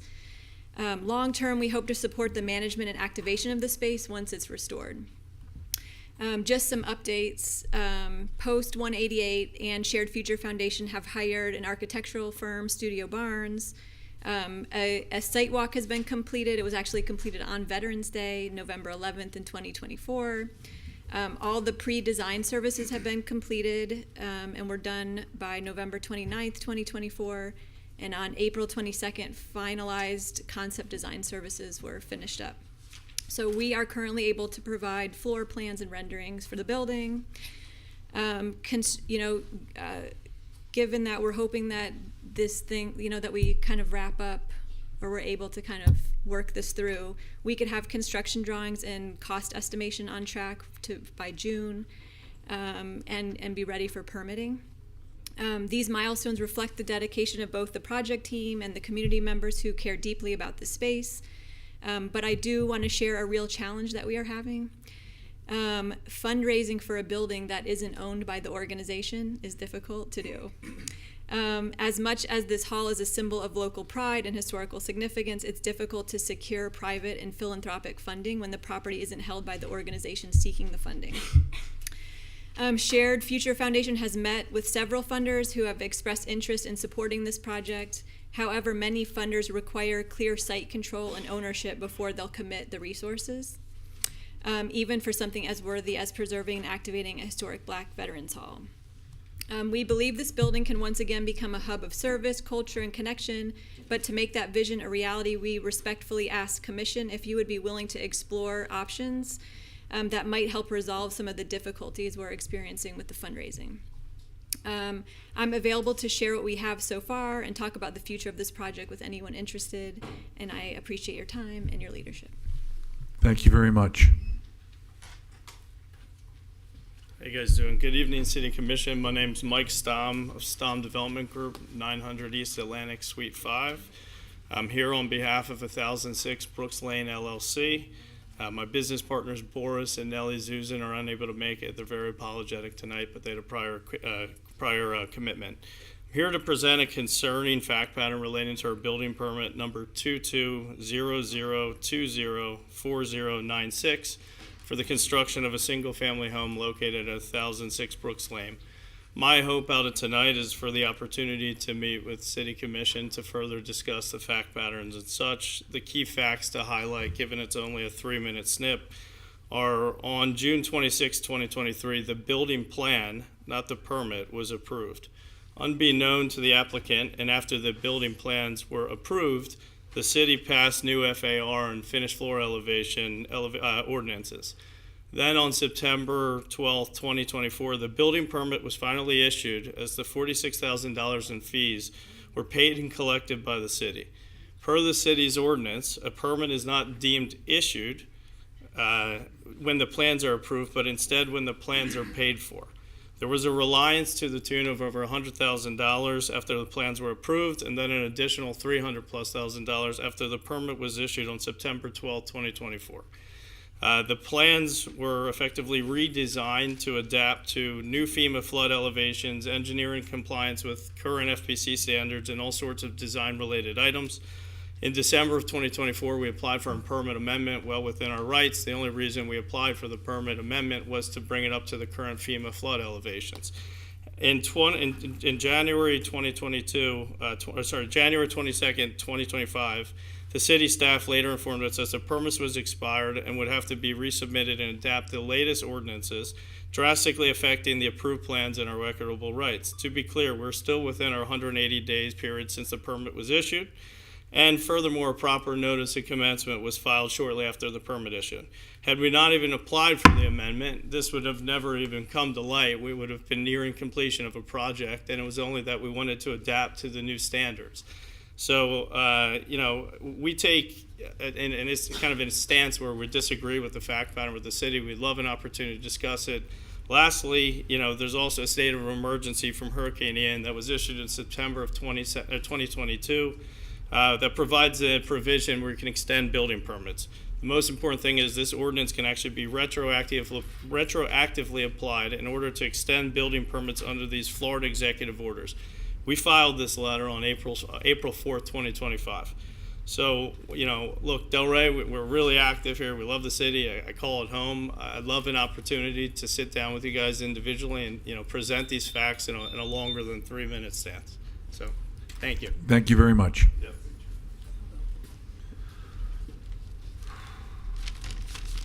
Good evening. Pamela Williams, 245 Northwest 8th Avenue. Ladies and gentlemen, that was a dig at you, CM. Today I stand here before you all, not only as Tammy taxpayer, but as city employee number 436848. Having spent my entire professional career of 35 years working here in Delray Beach, it was quite a venture. I enjoyed it. They were like family. Some of them are still like family. Some wonder how that longevity was possible. It was possible because I worked with some amazing co-workers, some managerial and some others my peers. Now, what appears to be happening to some of the current employees of this great city is there is a current sense of fear of them losing their jobs, losing employment. Obviously, with change of leadership comes new ways of doing things, some better, some worse. It appears that recent management was hired to come in and fire a large portion of the current employee base. Recent management seemed to be ruling by fear and intimidation. That really isn't a way it should ever be in any city. I'm not sure how things are done in Wilton Manor, but in Delray Beach, we don't do that. We don't rule by fear and intimidation. And the karma of it all is management now seems to have found themselves in a pickle. And what do? Run to the federales. Where were the employees of this great city? Where would they run to for protection, for fear of retaliation? To have tenured employees to be harassed, to be aggressively encouraged to resign, all because there's new management, a new way of doing things. I'm for change, not for railroading. I spent 35 years here because I liked it. I can say some years I loved it. I've never, ever once felt as if someone was out to ruin my livelihood.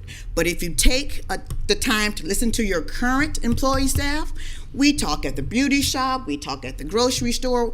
We are seriously still that village by the sea. And in a particular department, they feel as if they come to work on Monday, they may not have a job on Tuesday. Something as simple as putting on lipstick at your desk. That seems to be ridiculous. Doesn't seem to be any sense of progressive discipline in certain departments. I'm not down for that, and I hope you all aren't either. Thank you.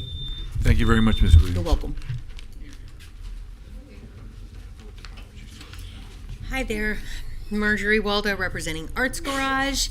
You look beautiful this evening, all of you. Arts and culture are catalysts for connection, healing, economic vitality, and cultural understanding. Through resilience, innovation, and a deep belief in accessibility, Arts Garage connects our community to the world through the arts. We are a cornerstone for artistic engagement that uplifts our entire community. According to the World Health Organization, participation in creative activities reduces stress, improves cognitive function, and lowers the risk of depression and anxiety. Arts engagement strengthens the immune system, and in a world grappling with a mental health crisis, the arts provide an accessible path toward healing. Arts Garage has embraced this responsibility, creating programs specifically designed to reach populations who will benefit the most. Our senior series brings music and dance directly to seniors living with dementia and Alzheimer's, and our Artists in Residence series provides dynamic performances and immersive cultural programs with profound emotional and social benefits to underserved communities. In 2022, the Americans for the Arts study showed that arts and culture organizations generated $151.7 billion in economic activity nationally, created 2.6 million jobs, and generated over $29 billion in tax revenue. Arts Garage's own economic impact surpassed $4.1 million last year. Arts educational programming improves school engagement, reduces disciplinary issues, and boosts writing achievement. Our commitment to youth programming ensures opportunities that build empathy, resilience, and academic achievement. Our family series, sponsored by the Virginia and Harvey Kimmel Family Fund, make the arts accessible to local students through field trips. In April and May, over 600 kindergarten through fifth graders sat in our theater and saw live performances. They laughed out loud, leaned nearly out of their chairs, and raised their hands to engage the actors during question and answer periods. Arts Garage is a community builder, a safe haven for expression, and a platform for diverse voices, a catalyst for economic and emotional wellness, and with local partnerships, we demonstrate our integral role in the civic life of Delray Beach. Whether it's senior citizens or over 600 elementary students glued to the stage, Arts Garage creates moments that reverberate far beyond our walls. While arts funding faces cuts and communities face divisions, Arts Garage is a testament to the transformative power of creativity. It reminds us that art is not a luxury, but a necessity, a shared language that sustains, heals, and connects us all. Look at that. Not a second over before the buzzer was Well up. done. Well done, Ms. Waldo. Well done. Let that be a lesson to everyone else right away. So go ahead. Hi, everyone. Stephanie Immelman, Delray Beach Chamber of Commerce. As you know, last week we lost a dear friend, Nancy Stewart Fransack. She was instrumental in making Delray Beach a vibrant community that it is today. So her celebration of life will take place on Monday, May 12th at 5:30 p.m. at the Delray Beach Golf Course. So I just wanted you and the public to know. Thanks. I intend to be there. Good evening, George Forlenza, 220 Southwest 7th Street. I live directly across from the water treatment plant, and I want you to know that me and all my neighbors in the nearby community are 100% behind a water rate hike. We look forward to the plant progressing, and the management has been wonderful there, but the plant is 75 years old. Yes? Sorry, I can't talk. I'm sorry. I'm sorry, that's a public hearing. So technically, we're not really supposed to be discussing it right now. I couldn't hear that. It's really a public hearing item, so we're not really discussing that. There's a portion of the agenda Okay. where you're going to be allowed to speak, and I look forward to hearing your support at that time in the agenda. Okay, thank you. Thank you. Thomas Johnson, I was going to support. Oh, if you're the Water same thing, no, treatment plant, yes. there's later in the agenda, which is a public meeting. You get the chance thank you. to speak. Good evening, Commission and Mayor. My name is Christina Morrison. I live at 1000 Lowry Street in beautiful downtown Delray Beach. Thank you for your service. I know it's frustrating at times, but it's very important, so thank you. My first agenda to talk about is Dr. Spencer's program, Living Skills in the Schools. There's no better way for the opioid monies to be spent than to educate our children on the dangers of drugs. And that's what Dr.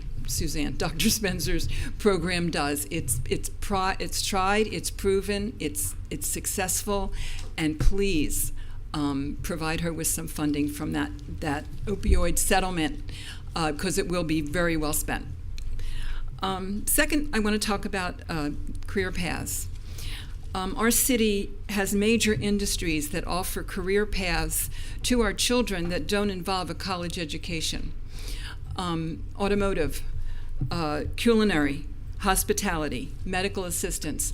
All of these programs are available to our children at no cost, with providing a career path, very clear, with education provided by the employers, not by their parents' money or their own money being spent on an expensive college education.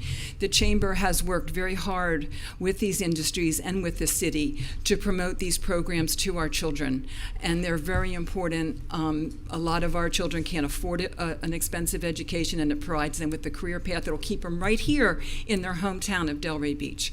So please, I know we need a program, Mayor. I know we need it written with the school board, but these are already in place and should be considered an important element of our education program with the school board. Lastly, the police contract. I am here to beg you to please settle the police contract. I know it's difficult. It's been dragging on. It's onerous.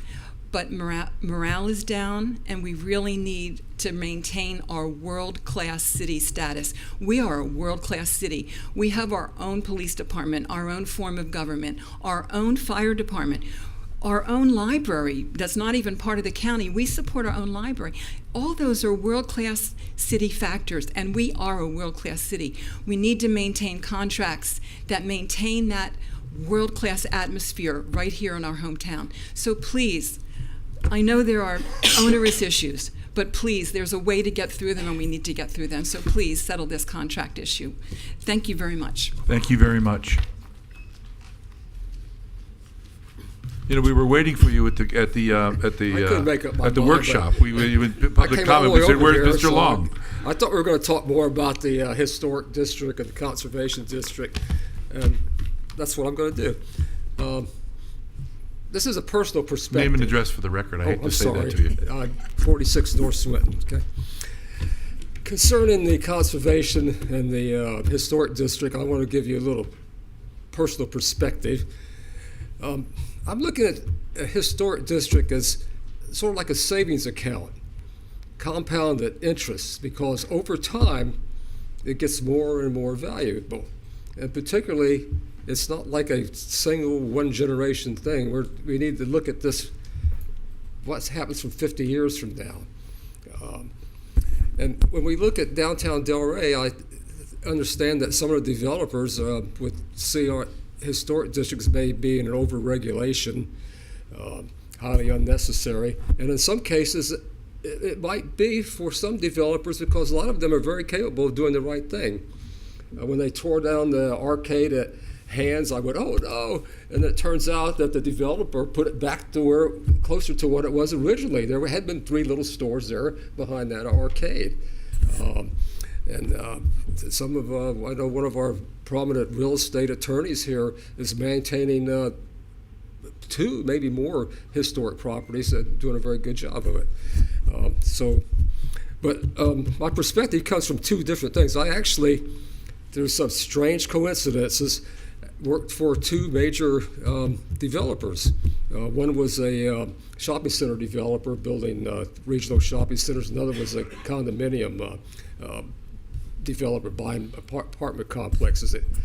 But I also have a degree in anthropology, specializing in archaeology. So I'm used to looking at things at a long-term perspective, and I'm used to looking at the importance of historical preservation.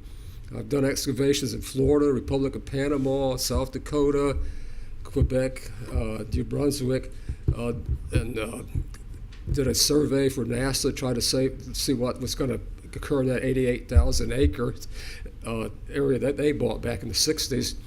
And that might help bring up the point.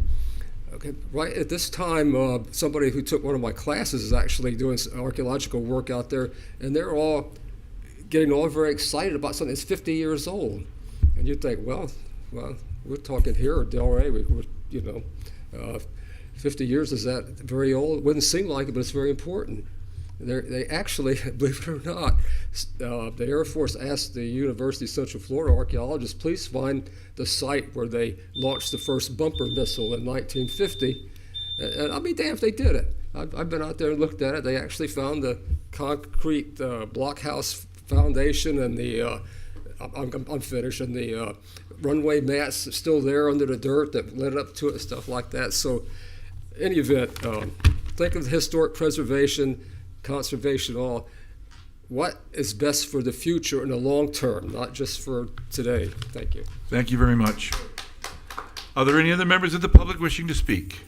Seeing none, I'm looking around the corner. Public comment is closed. Okay, we now have the consent agenda.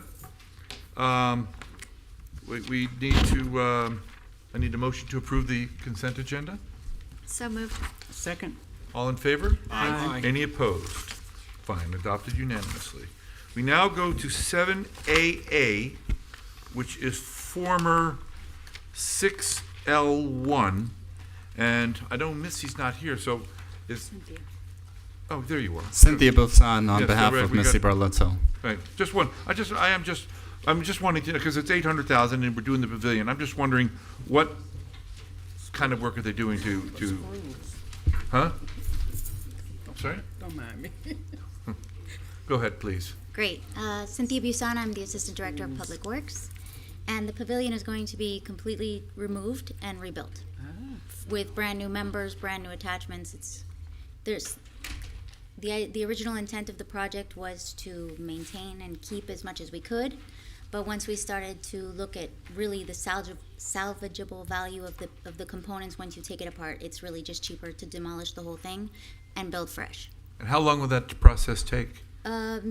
6 months to a year. The bulk of the work will be done in the first 6 months, but to get everything closed out and safed up, it'll probably be about a year. Because I was there 12 years ago when we built it.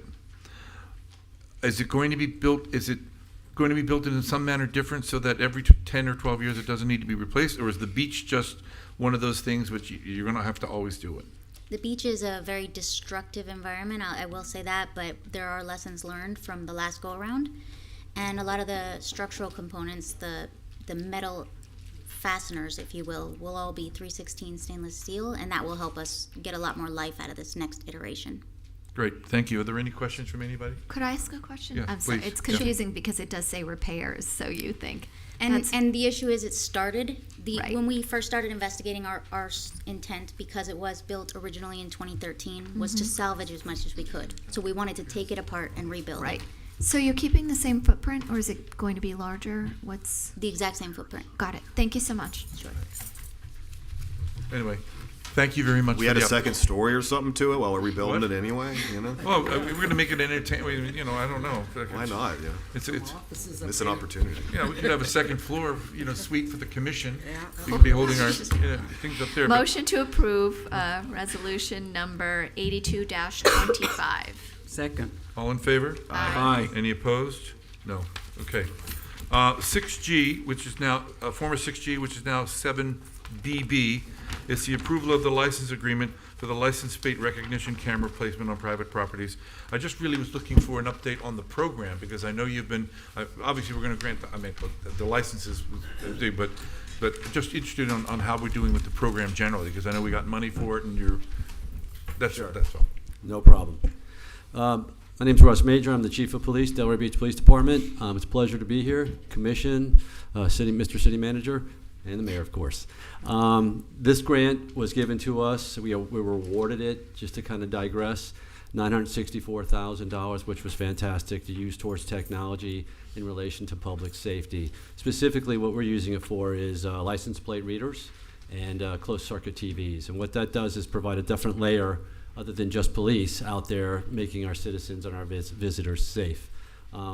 To digress, this doesn't happen without the collaboration and partnership with you all, the commission, the mayor, and the city manager's office, so I appreciate that. And also Lois Frankel, Congresswoman Lois Frankel, so we do appreciate that. The idea of what we're trying to accomplish is the locations that we're using are primarily and historically on city property. But the goal is to provide key locations that we want to put them in, they're not always on city property. So we're having to either dig, get more electrical work done, which is a cost to the taxpayers, or utilize a public-private partnership by utilizing private industry, private property, to erect a contract or have some kind of an agreement with a private industry to allow us, or a private owner business, to allow us to set up and erect license plate readers or cameras. Electric is expensive, drilling is expensive, and it's very timely. I'm going to take this moment. I'm kind of like I'm not the conductor of the band and everybody plays the instruments. That works for me. The guy sitting next to me, the captain, has done a lot of legwork, and I don't want to steal his thunder, so I'm going to digress and give it to him. Good evening, everybody. Mr. Mayor, I heard you wanted an update. Do you want specific to? No. the agenda? What I'm trying to do is I'd like to point out from time to time everything that the police department is doing to improve our public safety, and this license plate reader is certainly in the leading edge of that. And I just really wanted, No, absolutely. And just for the record, Gary Ferrari, Captain of Investigations. The update actually I want to provide you, I think Chief covered the federal grant pretty well, but I am proud to announce that we completed phase 1 of the camera project downtown, which was done in partnership with the city, the CRA, and the DDA. And I'd be remiss if I didn't thank all of the city partners from Public Works, Planning and Zoning, City IT, City Attorney's Office. It was a major project that involved boring, electricity, a lot of lessons learned for me, but the camera's up and running. We welcome you guys to come to the Real-Time Crime Center anytime and see. We've been able to really put it to test during the special events to get Overwatch on special events, which has been instrumental in adding another layer of security. I call it a force multiplier. We're excited to expand that program. Still, again, without the CRA, the DDA, funding from those parties. Mr. Orris and Mr. Moore have been phenomenal with putting us in contact with our lobbyists and other federal and state partners to try to find additional funding to not put that burden on the city. But any questions, feel free. I think, do you have a question? Not a question. I just want to sort of brag about this. I'm glad you brought it up. I don't think residents know what a big deal this is necessarily, so I'm glad you brought it up, Mayor. This is a huge improvement to our public safety, and thank you for your leadership, Chief Major. But Captain Ferrari has really been running point on this effort for quite a while, and as he just sort of referenced, this has been an extremely technical, difficult process. They've literally went out and found funding on their own for it. So I just really want to thank you guys, because this is a huge deal for our city and for our residents. Thank you. Commissioner Marker? Yeah, I just want to say thank you to you two gentlemen. Most of you know I work with the FBI, and we have a real-time crime center in all the field offices. And that's one thing at the federal level. It's a whole nother thing to have a capability like this in a small hamlet like we live in Delray Beach. And it's proven that this will be a huge deterrent to crime. So I applaud you. And the term force multiplier, that's so spot on as to what this is. So well done, gentlemen. Thank you. Bless you. Commissioner Casal, do you have any? You're in a. I'm just self-amused. I apologize. I had too many Sour Patch Kids. Thank you very much. Didn't realize this was amusing. Commissioner Burns, I don't know how to take that. But Me either. Good luck following that, Edge. I just want to thank you, and just looking forward to visiting the Real-Time Crime Center again. Visited the first time, very impressed, and now that you've made some additions to it, looking forward to coming back. Great. I need a motion to approve the license agreement. So moved. Second. All in favor? Thank you. Aye. Any opposed? Thank you.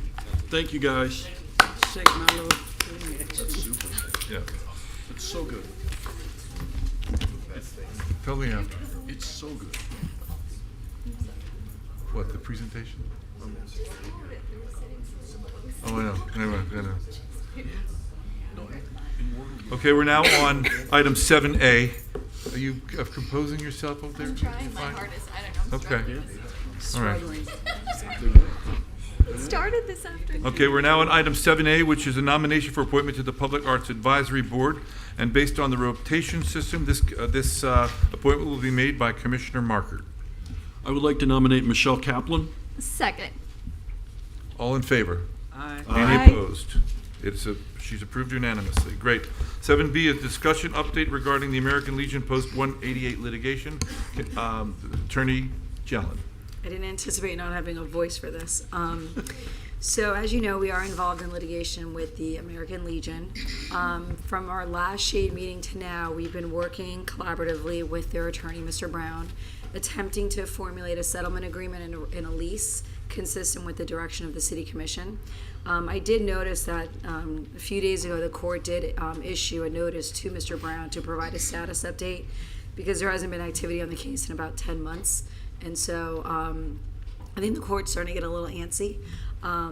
So conceptually, the settlement agreement and the lease are drafted. The lease is lengthy. It's 38 pages. And so, I did take into account a lot of the, issues that we've had in the past with some of our leases and try to memorialize those things that I felt should have been in there in this lease. Just to give you a broad overview, and then I'd like to get your feedback. At the end of the day, if the Commission's desires to move forward with the lease and the settlement agreement, I would like to just have the ability to approve that here today conceptually and simply just allow the manager to execute it if the Commission's comfortable with that. But again, I'm just seeking your direction. Otherwise, I can have hopefully it ready by our next meeting. The problem is that we're bound to have to work with Mr. Brown, and we're stuck with his schedule. And sometimes it's difficult for our outside counsel to be able to communicate with him. So the lease is a 99-year lease, which is typical for these types of arrangements. There is a termination clause. There's a termination for misconduct if essentially people are involved in the Legion that potentially have issues with arrests or things like that. There is a provision where the tenant can give us termination, and they would only have to give us 30 days notice. If the city wished to terminate the lease, it would be a 2-year provision for notice to the tenant to terminate the lease. We did include uses that were related to an American Legion so that it would be used as a meeting hall, as well as attendant uses, which would be uses that would assist them in fundraising. We heard from the community that back when it was used as a meeting hall, they would have weddings and celebrations and parties and things like that. So we did try to incorporate that language in there because it's a community gathering place. It's just a smaller venue for the community to gather. So baby showers, birthdays, community service. The only caveat that we put in there is if something rose to the level that met the definition of a special event. And at this point, I think you all know the special event policy. But if it met that criteria, the impacts, the parking, noise, late night uses, that would have to go through the special event process like any other facility in the city would have to do as well. We also put language in there that if they had events which were ticketed, that would require city manager approval. Because the goal is to keep this as a public place, a welcoming place for the community, that people wouldn't feel like it's a private building that they wouldn't be allowed to make use of. The hours of operation, it would, at a minimum, it would have to be open 5 days a week from at least 9 a.m. to 6 p.m., and that's at least.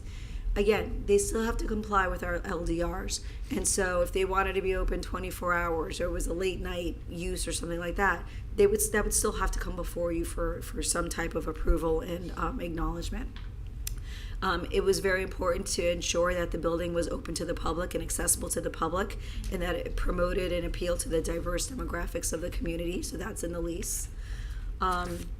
Any subleases, and if you recall, part of the issue became that the Legion essentially subleased it to the Caring Kitchen, and some of the impacts of that use trickled into the community, and the commission started getting complaints.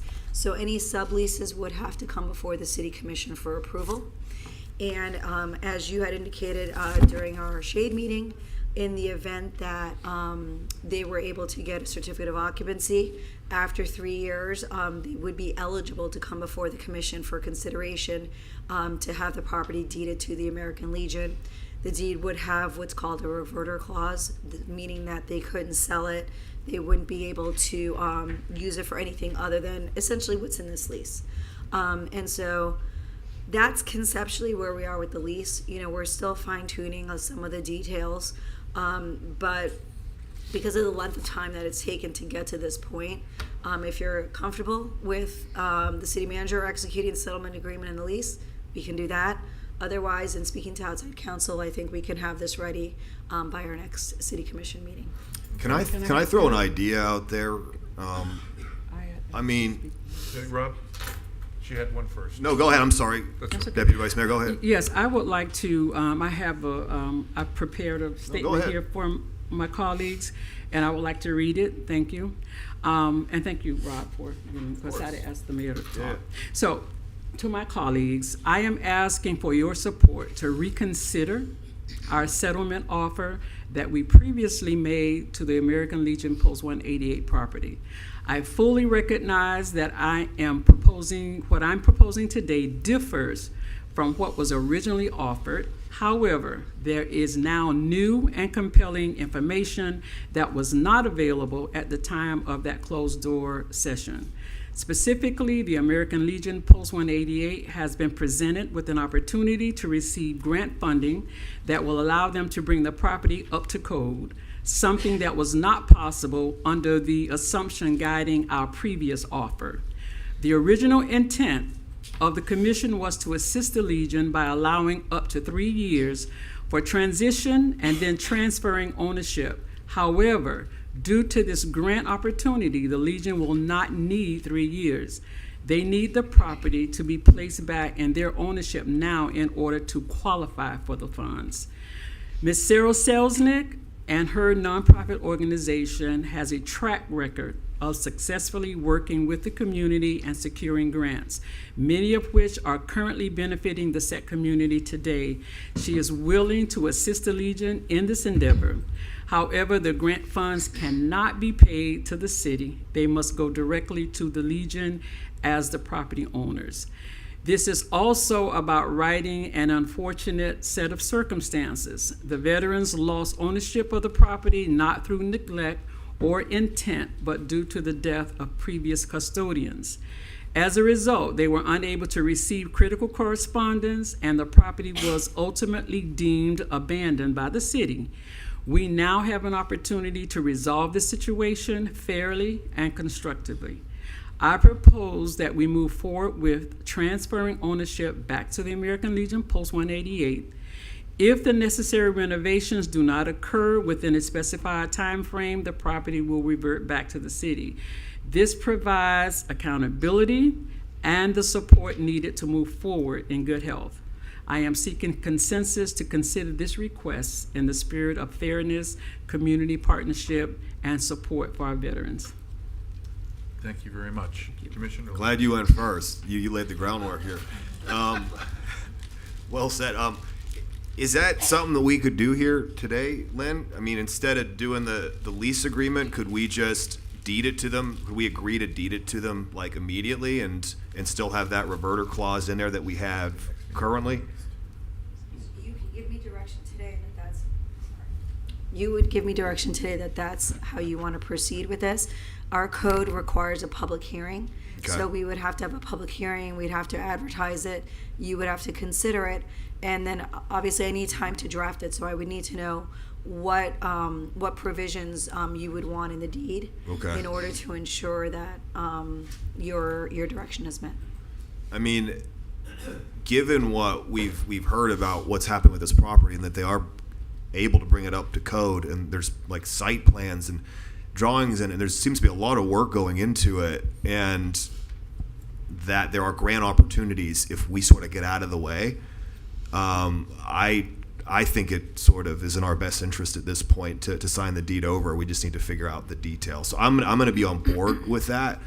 I'm with you on that one, Deputy Vice Mayor. So yeah, I'll be in favor of that. We just got to figure out the details to make sure that we're protected and that we give a reasonable time frame to accomplish those renovations. And if they're not done, then we have a way to get property back. Could I ask a question, Mayor? Yes, please. How much have we expended in legal fees during this exchange? Because I would suggest, and I think we should give them the property lease it's equivalent of giving them the property. You're making a, what, 90-year lease? 99. Okay, but how much did we expend? Because I might want to ask for some of our expenditure of legal fees back. I think it was approximately $60,000. Yeah, we figured it out the other day. It's like $60,000. You don't want to be looking for that back in the long. Comments. I'm just, you asked what Well, the I'm amount asking. was. I'm asking everyone else. Should we look for some portion of that 60,000 back?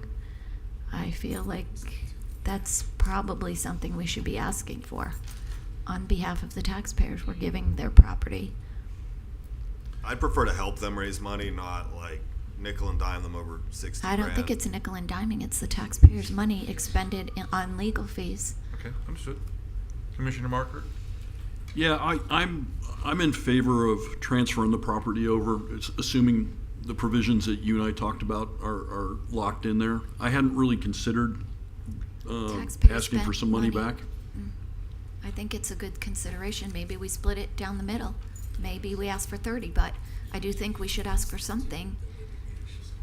Because there were certain circumstances. I mean, remember, I sat in on some of this exchange prior to everyone else, and there was this sense that the litigation could have been resolved more easily, and I won't say more than that, but I do think we should maybe ask for half of those fees back.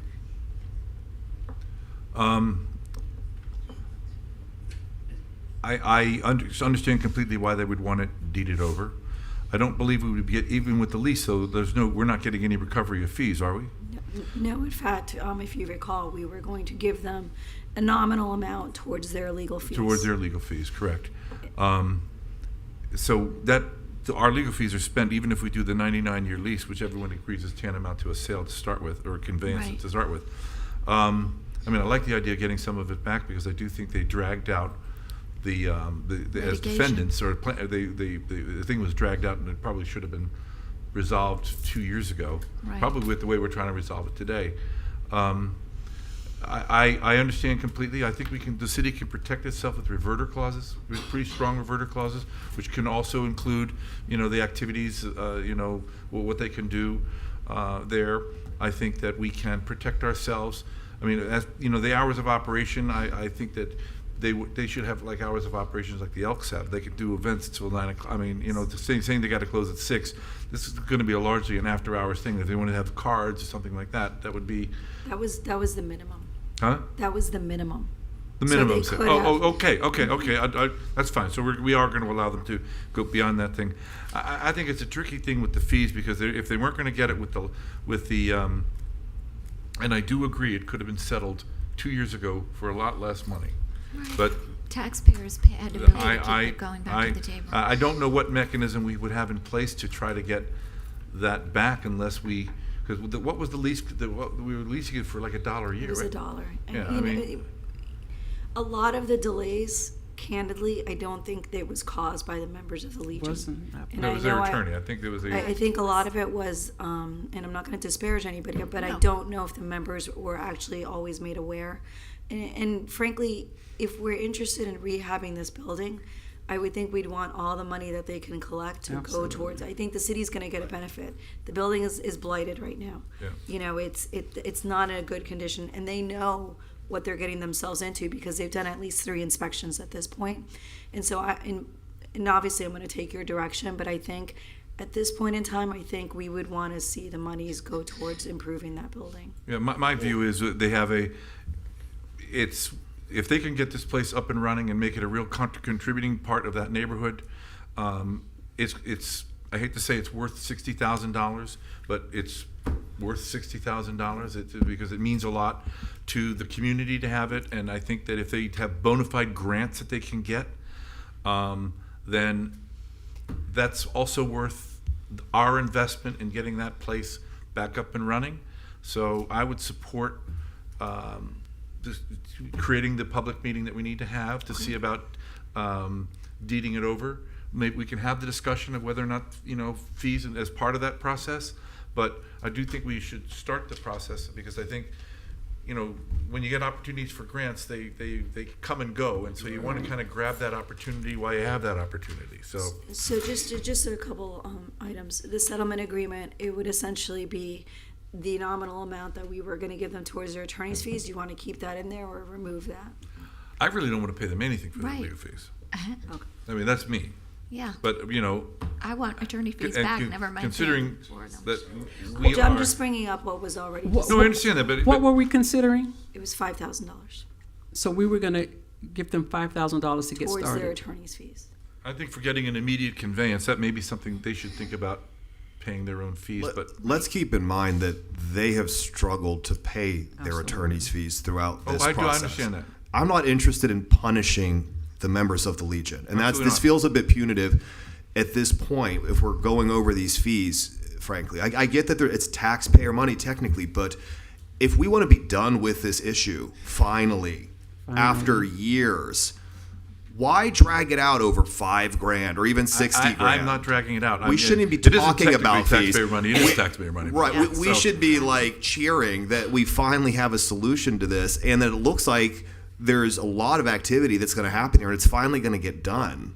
Like, instead of trying to make some punitive message about fees, I think it's just the wrong way to be talking about It's it. the taxpayers' money. It's not. I mean, I would punitive. rather get it done now. Let's get it than done. go over a 3-year period. I mean, I just Agreed. think it's better for the we're leaving- neighborhood, so we're gonna leave and it- it's part of our revitalization of the neighborhood. And I understand why they want it, and I understand why they need it, and I would support. Yes. As I said to you before, we can discuss all those other aspects when we have it on the agenda as a public as an item. But I don't think we should alter the existing settlement agreement beyond conveying the property in terms of whatever we got an agreement to. Why change it now? It could jam the whole thing up again.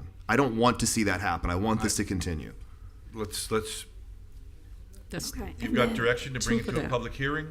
So then And- what I will do, Mayor, I would just like a vote to amend the settlement agreement as we discussed, and for the mayor to execute the settlement agreement.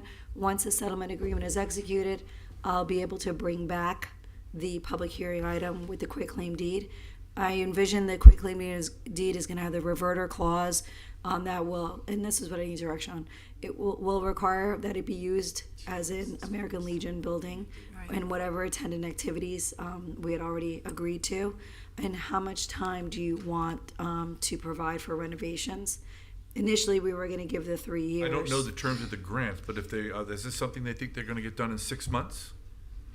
I mean, I want, we're doing this because they said they've got the money to do it. And so the representative over here said that, you know, what was precluding them from doing it is the lack of ownership. So if the ownership is what's going to be the driving force of getting it done, I don't want it to be 3 years, is the point. If it's gonna be 3 years, we'll do the lease. It's gonna be 6 months or. I mean, I think there was $500,000 worth of repairs that needed to be done, so it might take a little bit longer than 6 months. I don't know. I want to make sure we give them enough time to do it. I don't know the nature of the grant. And I don't know. grants can take a minute too, as we know, as the funding gets dispersed. So I want to make sure we're giving them a fair shot here. I'm supporting it. Yeah, let's I just don't want maybe it- we just need more information. But I don't on want it to be what 3 they're years. applying is for my right now. point. So I'd like to see. what about half the time, year and a half? Fine. I mean, I think they want to get it done soon. I think when you start renovations, you need to get them done sooner rather than Year and later a half? because I agree. the last thing you want is half built out. Huh? Well, what about a year and a half, 75% of it done? I mean, as long as we can see some progress. I think when you start talking about percentages, who's gonna determine 70? I think it should be how much time it's gonna take them to get a CO. That's a very definitive Right. benchmark. I would say 2 years or even 3 years. We were gonna do 3 years with the lease, understanding that they've gotten the plans done, and which is a huge step forward. And now it's just a matter of getting the grant funding, and construction takes a while. So Yeah. I would recommend the 3 years that I we would say originally it's agreed 3 on. years as well. And then as long as we're seeing progress, I think if we were going to deed it over them to them 3 years anyway, to me it's just a formality. We're giving it to them early so they can actually get the grants. You know, And get the work done. I see no reason. I don't see why they would stall on it or drag their feet. I think they're going to move as quick as they can. I think that we should make sure they have enough time to get it done. I don't want to have a whole thing, or whoever's up here to have a whole thing here, in a year and a half because they weren't able to get it done. And you know what I mean? Look, we were prepared to give them a 99-year lease, which is, as Commissioner Casal rightly Yeah. pointed out, is Construction essentially delays. equivalent to a conveyance. So, And then I would recommend a quitclaim deed. okay, a quick claim deed, of course. Okay. And you're going to bring it back and we're going to give them the 3 years to because it could take them a year and a half to get this Right. get the permits, let alone and then Right. you know, the construction period. thank So you, 3 I think the years. 3 years is probably a comfortable number. Yeah. And so is that, do we have consensus from the commission? Can we get a motion? Yes. Yes. Motion to approve motion to amend the settlement agreement as discussed and allow the mayor to execute same. So moved. Thank you. Second. All in favor? Aye. Aye. Any opposed? Great. We now move on to item 8A. Would you like to read the no, you won't read the ordinance. You sound awful. I'll read the ordinance into the Oh, record. that's so Mayor. nice. I would have read it for. Mayor, we just need to do the quasi-judicial I'm going to rules. do that. I'm going to do that. Well, I was going to read it first and then explain the rules. Thank you. This is ordinance number 13-25, an ordinance of the City Commission of the City of Delray Beach, Florida, rezoning land measuring approximately .79 acres located at 1660 South Congress Avenue, as more particularly described herein, from professional and office district to general commercial district, amending the City of Delray Beach zoning map July 6, 2021, and providing a conflicts clause and severability clause, providing an effective date and for other purposes. This is a quasi-judicial, and this is a second reading, and it is a public hearing. Let me please read to you the quasi-judicial rules here. This hearing shall be conducted in accordance with the quasi-judicial rules. The applicant and the city shall be allowed 15 minutes each to present their case. The public shall be allowed to speak for 3 minutes each, or a maximum of 6 minutes, if the person represents an organization or group of people who are present but agree not to speak. The city commission and staff and the applicant may be allowed to cross-examine a witness. The city or the applicant will be allowed to offer rebuttal testimony. The decision to approve or deny an application or appeal may not be legally made upon personal views as to whether a project is a good project or not, nor may a decision be based on the numbers of citizens who support or oppose a particular project. The law requires that all decisions must be made on the basis of whether the project meets the requirements of law, the comprehensive plan, and the land development regulations. If there's anybody here who wants to speak on this item, please stand and be sworn by the clerk. By the authority vested in me as a notary of the state of Florida, do you swear or affirm that the testimony you're about to give is the truth, the whole truth, and nothing but the truth? I do. If you could enter the project record, project file into the record, please. Good evening, Anthea Janiotis, Development Services Director for the record, and I'd like to enter file 2025-064 into the record, and Mr. Schiller is here on behalf of the applicant. Thank you very much. I need to know whether anyone here has had any ex parte communication on this file. I spoke to Mr. Schiller and whatever might be on the server that's I at some did. point I can spoke be to Mr. Schiller. I also spoke with Mr. Schiller, and there may be an email on my server. Me as well. Same here. Great. Mr. Schiller, presentation. Thank you. Thank you so much, Mr. Mayor, Honorable City Commission. I'm here tonight. Well, let me introduce myself. Neil Schiller with Government Law Group, 137 Northwest First Avenue, right across the street from City Hall. I'm here tonight representing my client Heidi Dew for the 1600 South Congress Avenue rezoning. So you'll know this corner. This is the old Wells Fargo building on the corner of Congress and, oh my God, Linton. Sorry, I'm having a brain fart. We're asking for you to change the zoning from professional office development POD to general commercial.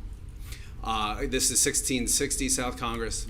The title page was screwed up. I'm sorry for that. Again, on the northwest corner of Linton and Congress. The property dimensions are small. It's 170 by 200 feet.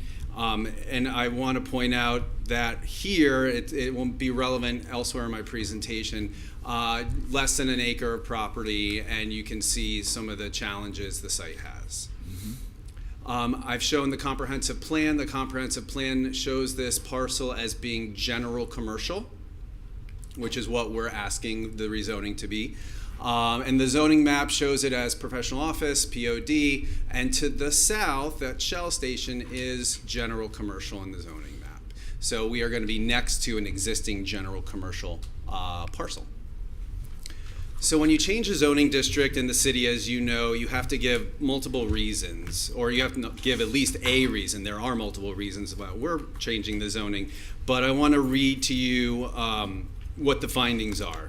So you have to find that either the zoning had been previously changed or was originally established in error, there has been a change in circumstances would make the current zoning inappropriate, or the requested zoning is of similar intensity as allowed under the land use map, and it's more appropriate for the property based on circumstances particular to the site and or neighborhood.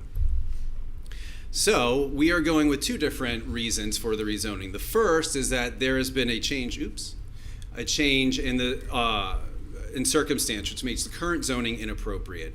And that change, as we all know, is the work from home phenomenon that occurred at the beginning of COVID. So the demand for office space has diminished since 2019 due to social distancing and remote work. McKinsey Global Institute, which is a leading consulting firm, estimates that there is 13% less office demand by 2030. And there's been a significant increase in remote work since 2019, which has obviously continued into today. Financial institutions, as many of you know, are closing their brick and mortar locations, and there's a push to digital banking. And again, the POD zoning is too limited to address these market conditions that office is no longer a viable use in this location, excuse me. I looked at the census, and actually the census provides a lot of different data. And I looked at on the left-hand side, you really can't read it, but you may be able to on your screens.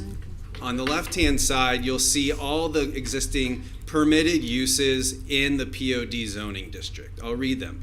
Professional office, such as accountants, architects, attorneys, chiropractors, dentists, engineers, you get the idea.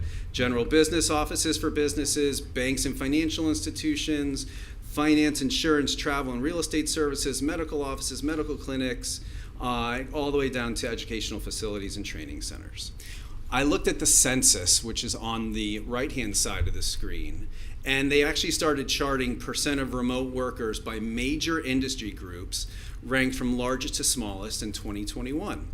So if I highlighted with stars the same uses: professional, scientific, and technical services, information, finance and insurance, educational services, real estate and rental leasing. These show that it is that the number of remote workers in these industries, which are supposed to be in POD, are now working from home, and they're not working in the office anymore. Additionally, in reviewing your Delray Beach Congress Avenue strategies plan, it basically talked about the lack of Class A office in the city. This is not a Class A office location. This is a Class B or C office location. And so it even goes on to say that, which is not the kind of environment currently found on Congress Avenue. Congress Avenue currently offers B and C office space with car-oriented context of a concentrated lower price point retail. And again, we know that Class B and C office is not what people are looking for in the city of Delray Beach. The next issue, the next reason why we're asking to change the zoning designation is that the requested zoning is of similar intensity as allowed under the land use map. And again, I showed you that the land use map shows this parcel as general commercial. General commercial is compatible with the zoning of general commercial land use.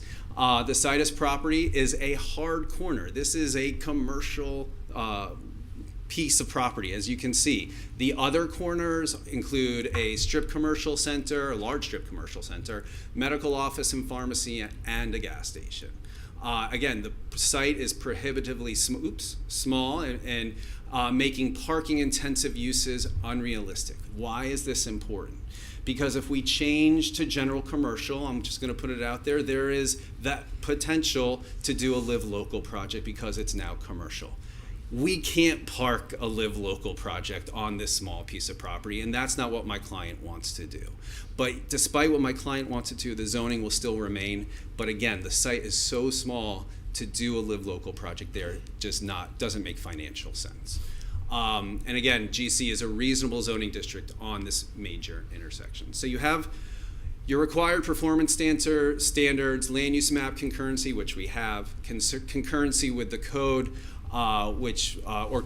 concurrency with the plan, which I'll show you in the next slide.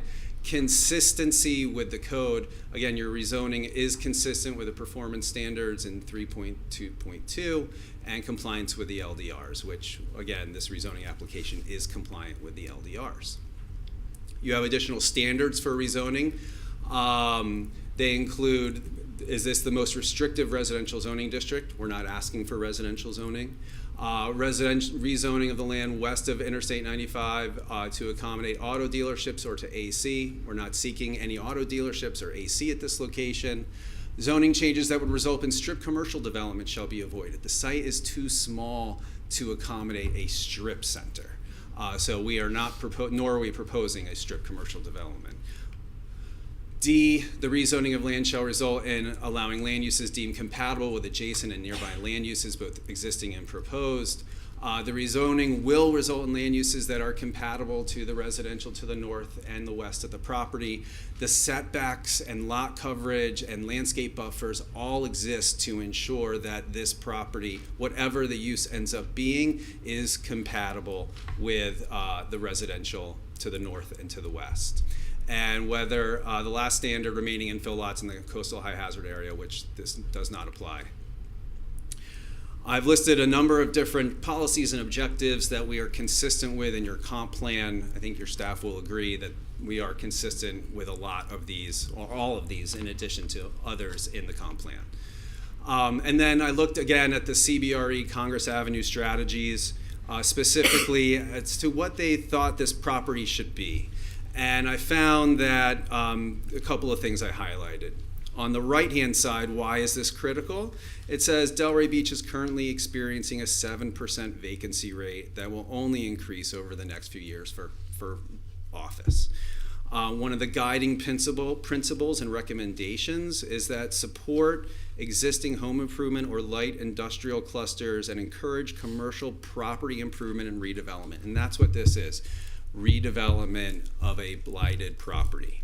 And then lastly, support for more residential in sub-area 4, which this is, but it went on to say, the text went on to say, it makes sense for this area to focus less on transit-oriented development and more on a balanced horizontal mix of uses, including 100% residential development, which we're not proposing residential development here.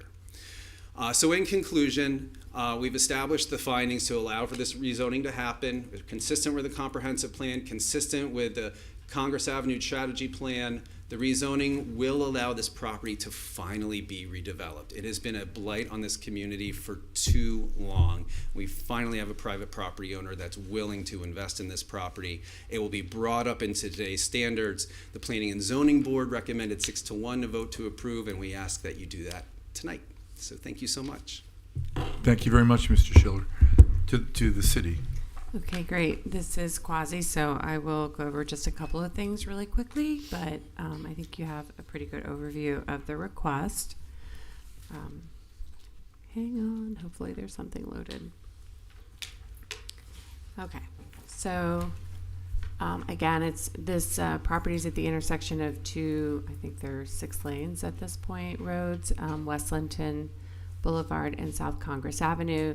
The drive-through bank that's on the site was built, I think, in 1984, so it's an older structure, and it's currently vacant. So the ordinance before you is the rezoning. There's no land use. The land use is already GC. The property has been rezoned a couple of times over the years, and the proposal before you is just to change it from planned office development to general commercial. I do think it's important to note that neighborhood commercial, which would be a lighter commercial, requires a 1-acre parcel, and this parcel does not meet that specification. So in terms of the GC land use, general commercial zoning is one of the preferred implementing zoning districts.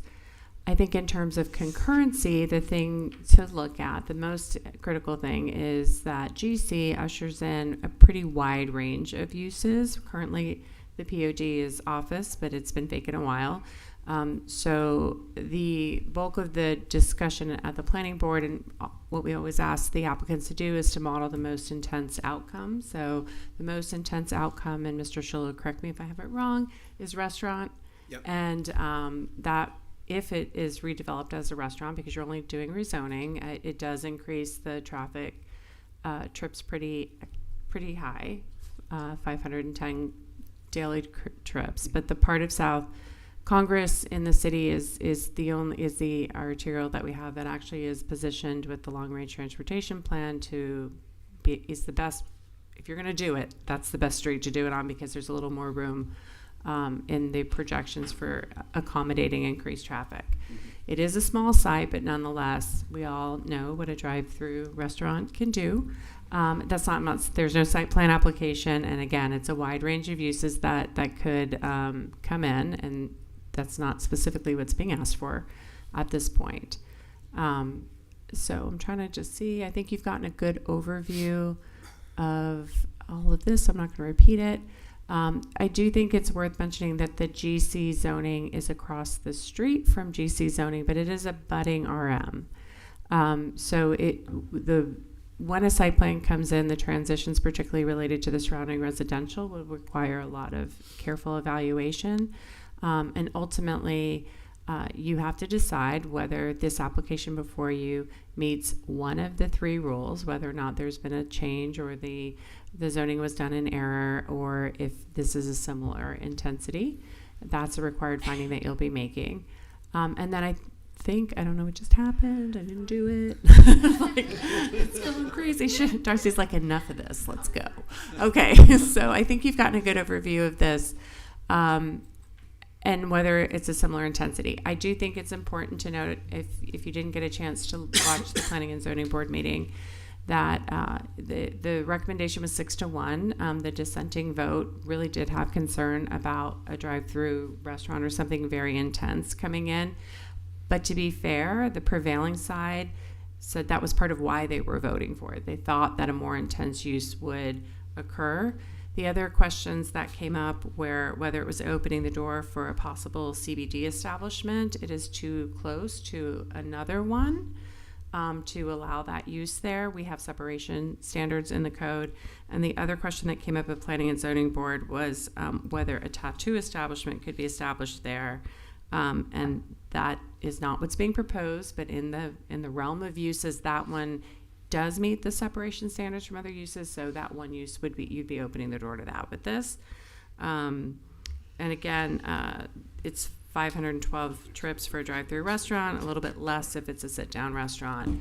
But again, GC is a wide range, and the site is too small based on our current rules, which I think we should look into for neighborhood commercial. And so I'm here if you have any questions. Great. This is a public hearing. The meeting is now open to the public comment for anyone wishing to speak on this item. And the public will have an opportunity to speak for 3 minutes. Give your name and address at the lectern, and you're up. Thank you. I'm still Christina Morrison, 1000 Lowry Street in downtown Delray Beach.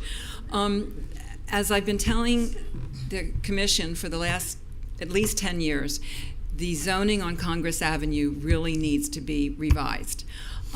We had a charrette, and we published a huge study back in 2016, 38 city participants in that charrette that resulted in that report, which is sitting somewhere in a shelf in the city doing nothing. In 2022, there was another study done by Street Smarts telling us the same thing, that the zoning's wrong. We need to update this zoning. There are buildings along Congress that were designed as light industrial and MIC uses that now have an MROC zoning on them. Doesn't work. The parking doesn't work. The design doesn't work. It doesn't work. It needs to be revised. This is another study that another property that is sitting with a zoning that is dying.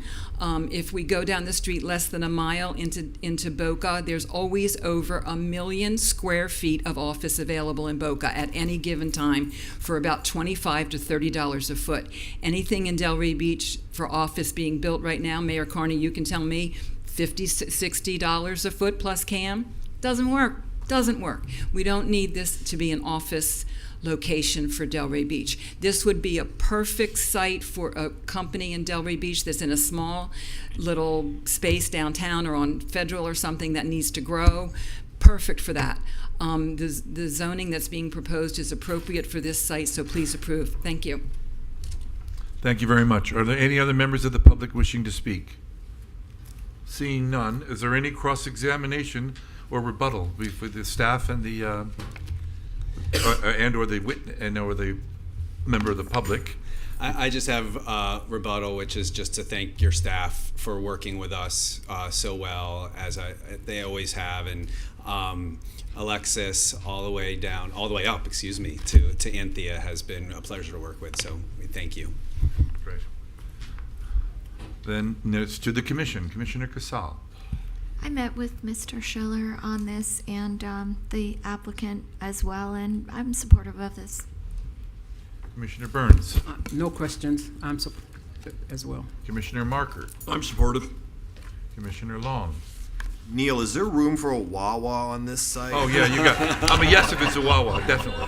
Sorry, this is like I live here. Like this, I go past. I'm in the intersection every day. Come on, that's like they have the cheapest gas. Calls have really been good placed. sandwiches. Calls have been placed, but I Now, can't guarantee anything. If you put a Chinese restaurant, no, Just don't put a Chick-fil-A there. I'm kidding. Put whatever you want. we like we like everybody. Would you like a motion? Huh? You want a motion? No, I would like to say something. Oh, go ahead. I'm crying. I agree with you that the zoning, I am going to agree with Ms. Morrison back here that the zoning on Congress is ripe for a review because yes. the patterns of behavior, both in retail, commercial, and office, have all changed. Yeah. Right. And I mean, we just need to be realistic about What you want. what we want on that corridor. And it's a very valuable corridor, and we need to be paying more attention to it, in my opinion. But I support what you're trying to do here Thank you so because much. I do agree that this zoning really is obsolete in this location. To a Chinese restaurant. I need a motion to approve. Motion to approve ordinance number 13-25. Second. All in favor? Oh, no, it's a public hearing. No, call the roll, please. Commissioner Marker, Yes. Vice Mayor Long, Yes. Commissioner Casal, Yes. Deputy Vice Mayor Burns, Yes. Mayor Carney. Yes. Motion passes. I do that on quasi. Thank you, guys. You're welcome. Oh, I agree, you should. Mayor, Mayor, on this next one, 8B, which is ordinance 1525, Yeah. I would ask that we read the caption. We allow Mr. Hajimiri to do his presentation. I know there's members of the public who'd like to speak on this. We can take their comments today. And then we're going to need to postpone this for 2 weeks so that we can properly publicize the business impact estimate as required by Florida law. Okay, let me read ordinance number 15, would anyone else? 15-25, an ordinance of the City Commission of the City of Delray Beach, amending the Code of Ordinances by amending Title 5, Public Works, Chapter 52, Water, Section 52.34, Water Rates, to increase the rates for water furnished by the city, and amending Chapter 53, Sanitary Sewers, Section 53.1.30, user charges, wholesale sewer rates, calculation of sewer surcharge, to increase the sanitary sewer rates for services provided by the city, providing a conflicts clause, providing a severability clause, authority to codify, and providing an effective date. This is a second reading.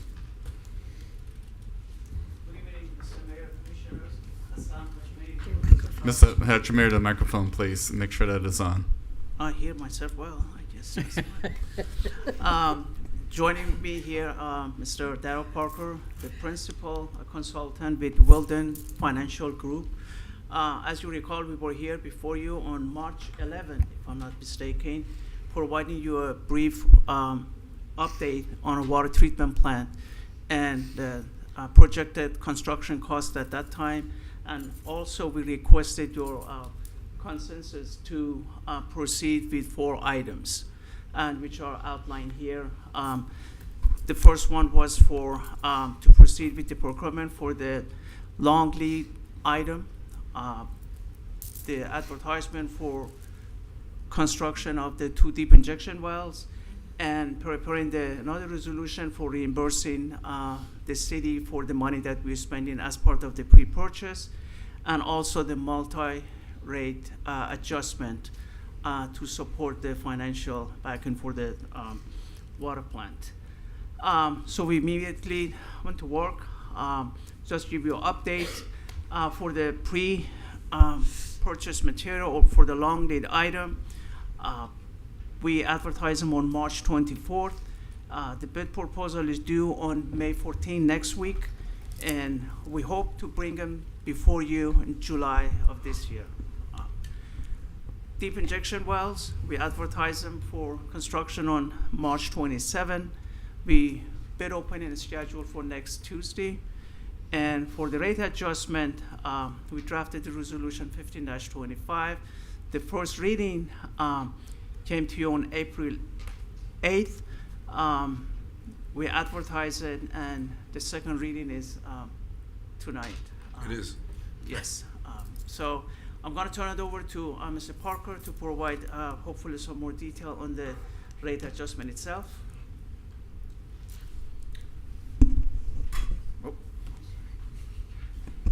Thank you, Hassan. Well, Mayor and Commissioners, it's good to see you again. As you heard, I'm Darrell Parker with Wildan Financial Services, and we've been working with your staff and with the financing team on rates and the rate path necessary to fund the projects. And as you'll see, I do have good news tonight. As you heard, we were here on March 11th. The rate path that we had developed up to that point has not changed. So that's a plus. So similar to what you saw just a month and a half ago, you're experiencing not only operating cost increases, just normal operating things like electricity and supplies, rising personnel costs, which impact everybody, but really it's the capital that's driving all this. We've got the big water treatment plant, and as you'll recall, the cost went from I think about 130 million to 280 million, and nothing that anybody sitting up there or back here could have done about that. So that's really what's driving all of it. So now what your staff has done a good job of doing is figuring out a plan to kind of soften the blow on that. And so this is broken up into kind of a link. They kind of expanded the project out to where it could be done in two different borrowings rather than one. And your financial advisor, PFM, has explained all that. So we've got a bond issue coming up this year in just a few months, and then another one again next year. But what that does is it gives a chance for the rates to kind of catch up with the funding needs, which is a good plan.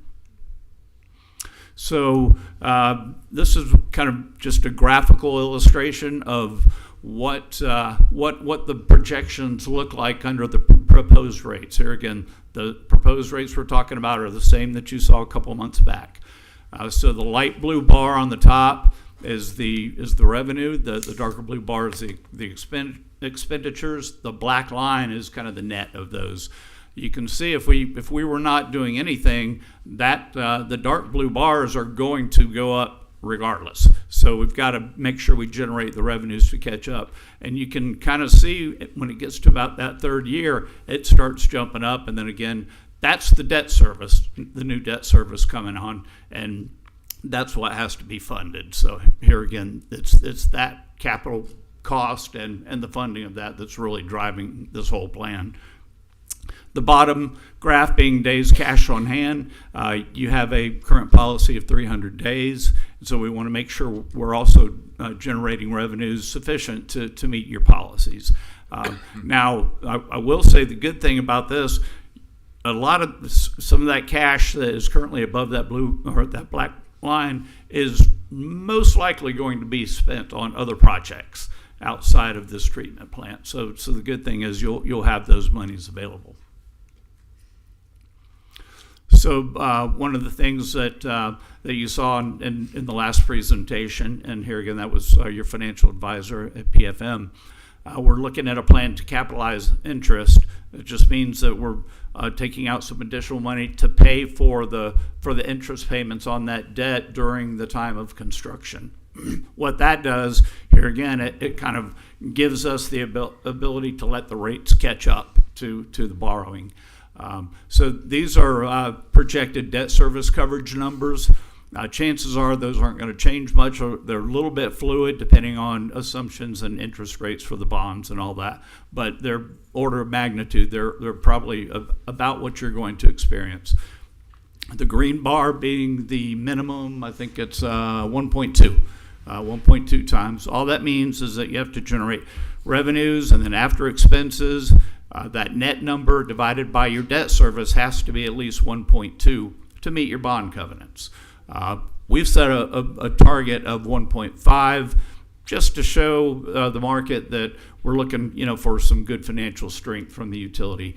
We're projecting that once that debt comes in, it's going to be close, but it'll probably be right around that target range.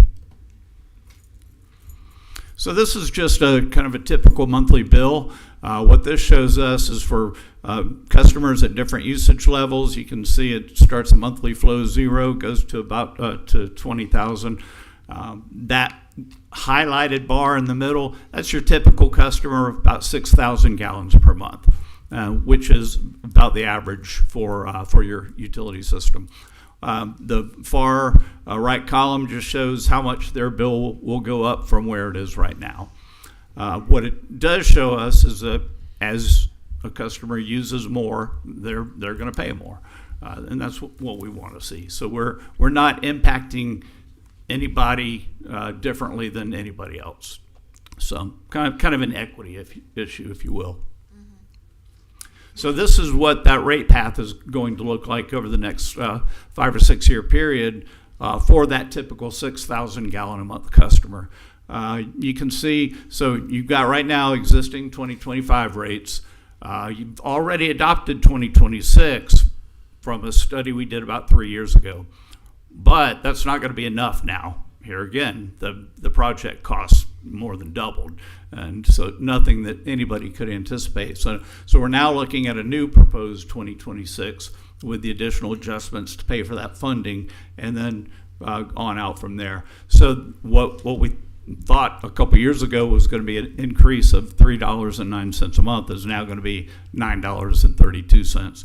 Big kind of a big chunk right off the bat, but then it kind of we ramp up for the first several years, and it's kind of hard to see in that graph, but toward the last couple of years it starts to level out a little bit more, and hopefully beyond that point all the catching up has been done, and we're looking at more inflationary adjustments beyond that time. So how does that compare to other utilities in the area? And here again, you've seen this graph. So the first green bar, that's your current customer at 6,000 gallons per month. And then the second green bar is what's already been adopted for this upcoming fiscal year, which, as we said, is not going to be enough now. So the green bar right next to that is the new proposed rates for, and when we're talking about fiscal 2026, we're talking about effective this coming July 1 of 2025. So what that does show us is even with the additional adjustment that we're needing to put in, we're still below the average of this group. So it's kind of one of those you kind of, not that you necessarily care what others are doing because you don't know how well they're running their system financially or operationally, but just it gives you a point of comparison that, hey, we're not gouging anybody. And with that, thank you, and we're here for questions if you have any. Great. Stand by. This meeting is open to the public. I would like to have the members of the public who wish to address this issue come to the lectern, give your name and address. You will each have 3 minutes.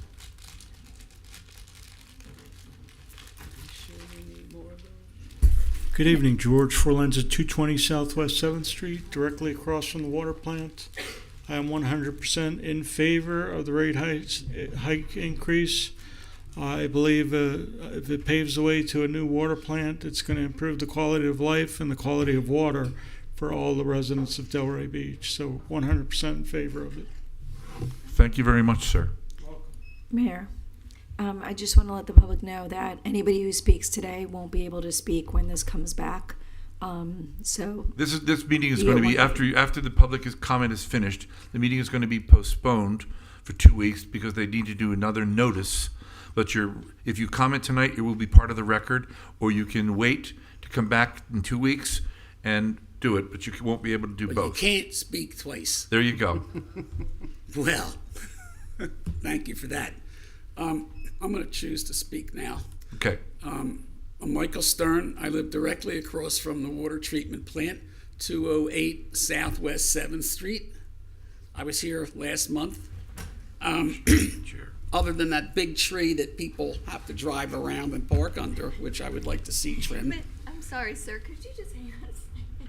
Yeah, something my chair just fell down. I'm sorry. It would happen to me, right? Okay, go ahead. I'm sorry. I fully support the increase in the water rate. This is a much-needed improvement to our area. I've lived firsthand in front of this monstrosity. It spews brown sand. I'm particularly concerned about that fancy treatment design of $200 million. It looks pretty spectacular. I've met with the township water treatment manager. We spent some time together. I'm concerned because since I moved in there are hydraulic pumps underground, which everyone is aware of, and the new plant has some fancy new ones being put in that generate a lot of vibration, okay? I've got substantial vibration in my house, in the air surrounding it. Dirt falls out of my plants onto the ground. My electronics are distorted. My internet goes on and off. My phone gets disconnected and reconnected. I have proof of this. I've met Mr. Hazmaji 2 weeks ago. I showed him what I had. He basically poo-pooed me and said, "Nah, I don't know anything about that." This plant has been there a long time. The township commissioner the treatment manager can't even tell me when it was built or what changes were made, which I find remarkable. But I'm actually very concerned about this. It's going on. Fans go on and off. My neighbors experience the same thing. There's some hydraulic vibration in these pumps that's causing distortion in a neighborhood. You can poo-poo me all you want, but I would urge you to consider hiring some professional management organization that can do absolute analysis on the vibration, electrical, and magnetic radiation that's coming from that plant. Sounds pretty far-fetched, but it's true. Thank you very much. Thank you, Mr. Stern.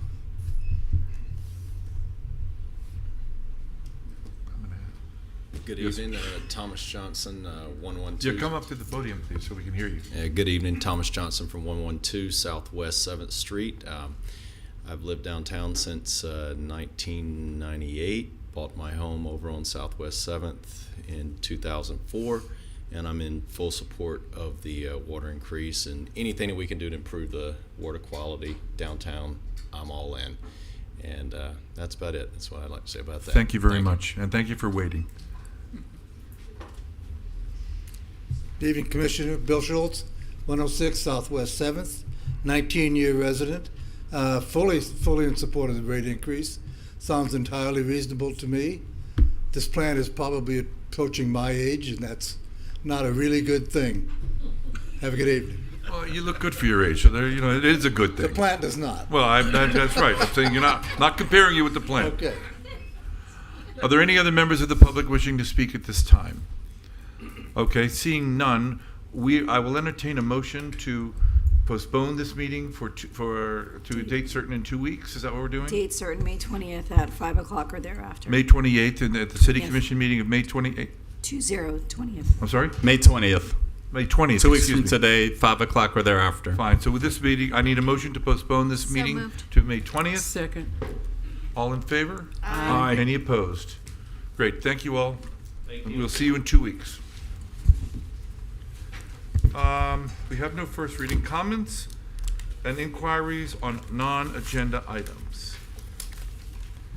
So, Mr. Mayor, briefly, ladies and gentlemen, fairly light note, but pretty positive. As you all have been made aware, the city of Delray Beach is a finalist to once again be considered for an All-America City. I recently offered a written update as part of one of my weekly Friday reports regarding the assemblage of a delegation to represent the city of Delray Beach in this effort. So we all, earlier months ago, had an opportunity to talk a little bit about who the delegation representatives are, and we are working to authorize respective travel activities. So my interest is to share that And in the event there's some ancillary interest on part of elected officials to be part of that, please advise me as soon as you possibly can. Otherwise, we will be proceeding ahead.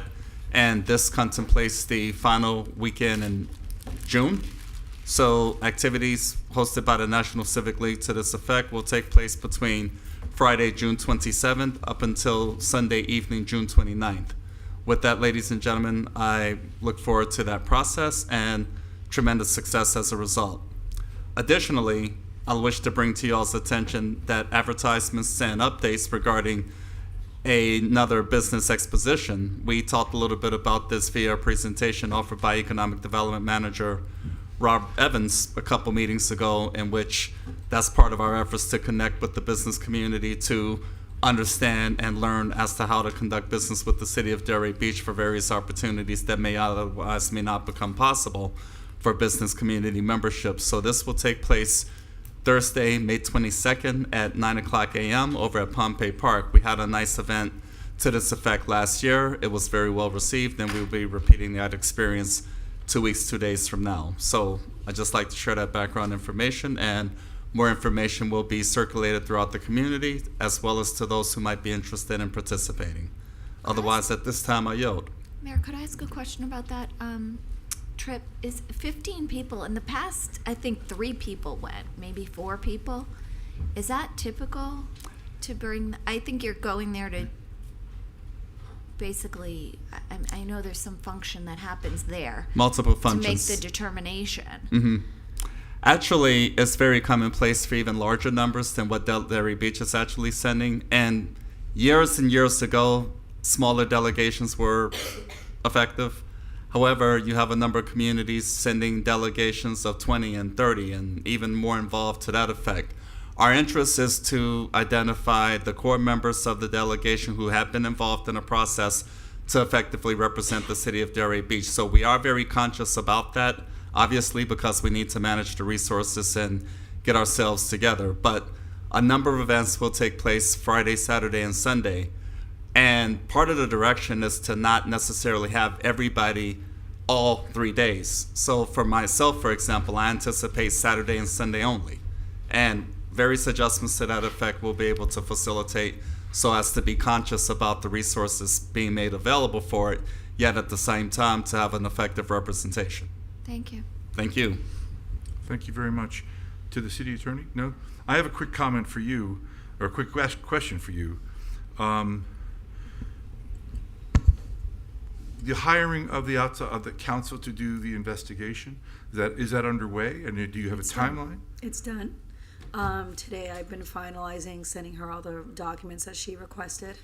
I can tell you what her name is. You all know her. It's Ms. Ehrlich. She's done other work for the commission, and she should be getting started next week. That's fine. Just wanted to know that. Yes. Okay.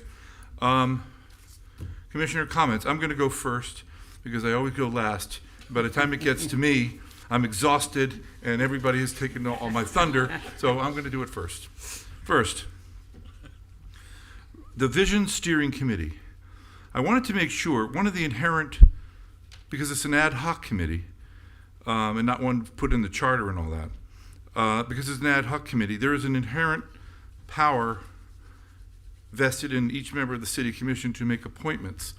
And although you're having people apply, I think the commission needs to have a reserved right to appoint somebody not on that list. That's correct. You have both capabilities. Right, yes, sir. Because there are some people who won't apply because they're afraid to apply.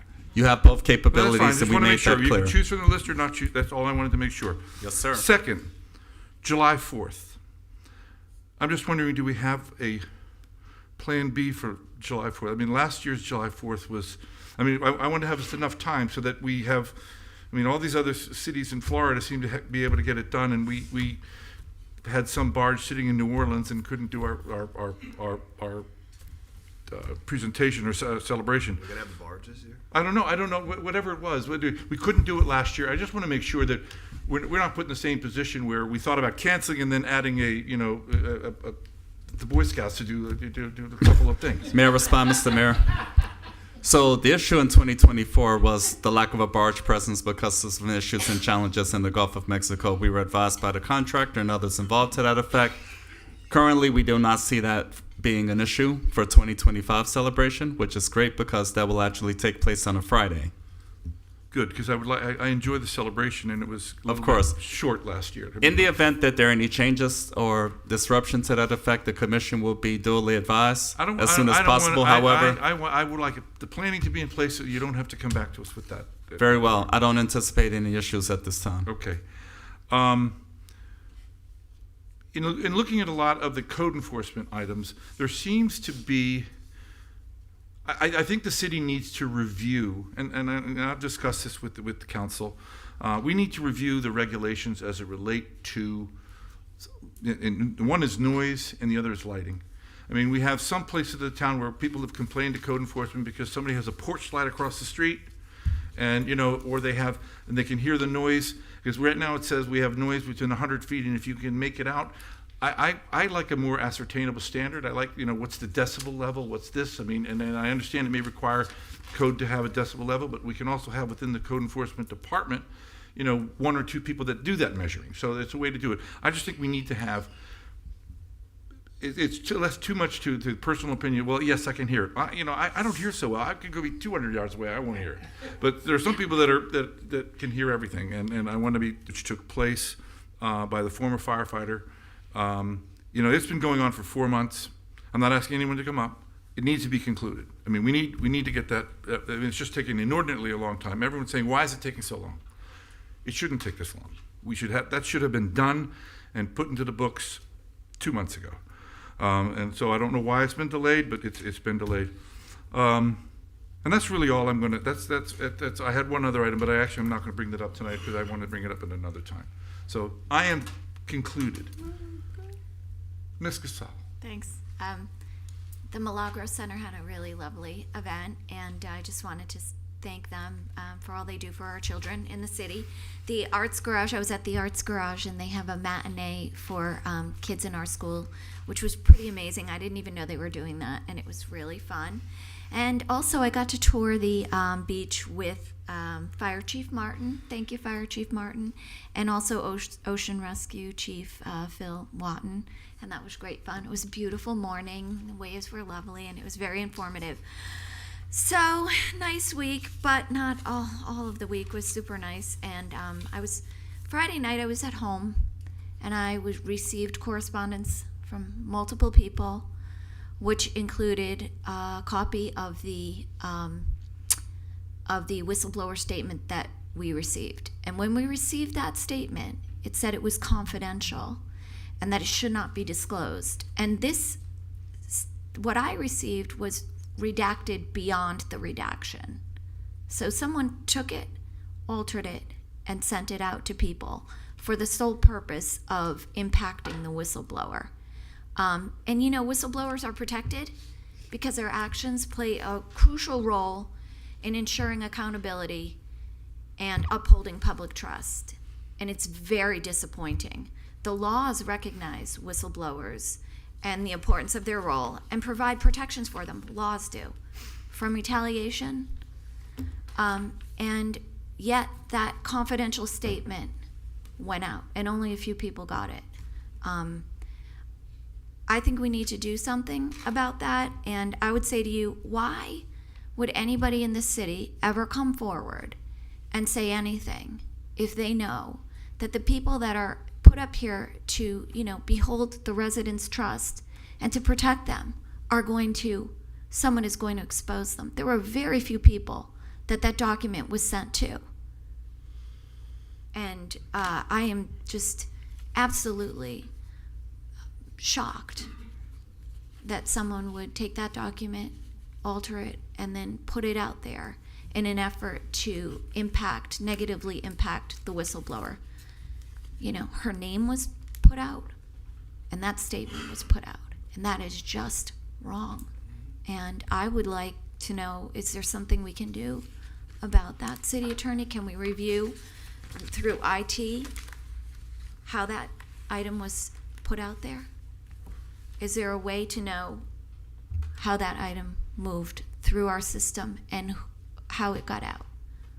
And the redactions are a little telling, if I may. I can ask IT, or my staff can do it as well because of the public records access. We can look to see if anybody from the individuals that I sent it to forwarded it. You know, candidly, somebody could pull it up on their personal computer, and it wouldn't be forwarded, and they could make whatever changes necessary. So I don't know if that's going to be dispositive to tell you very much. Right. So So doing it would be wouldn't give us the answer, but I just find it. I think we should all be very bothered by it. Disappointing. Mr. Marker.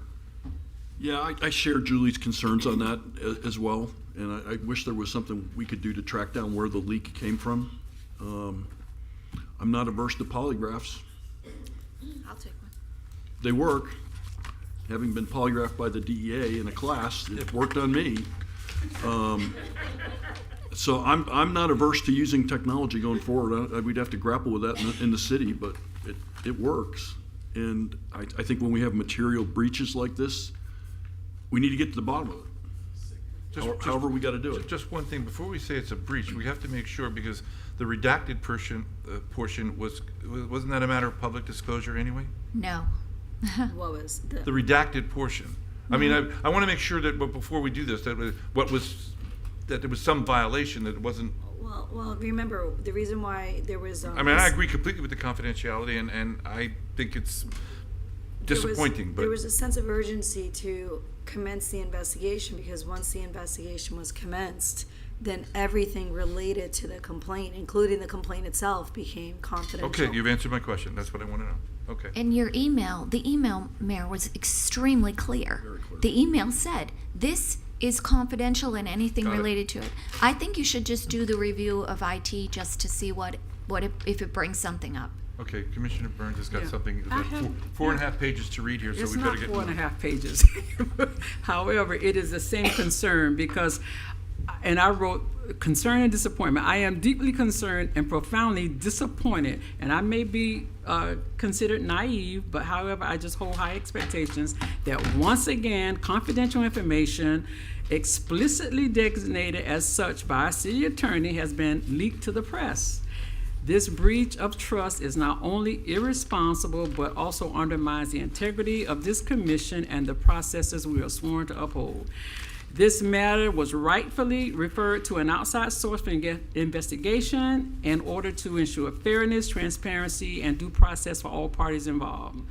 The investigation must be allowed to proceed through the appropriate channels, those entrusted and qualified to do so, not through media speculation or premature public judgment. The breach, in my opinion, was not an accident. It was willful and premeditated and intended to cause harm. It's the equivalent of placing individuals before a firing squad, in my opinion, without benefit of facts, fairness, or justice. This is deeply troubling and unacceptable. Our job is to lead with honesty, protect the public trust, and to act as responsible stewards of public resources. That includes handling confidential matters with care and upholding the values of accountability and professionalism.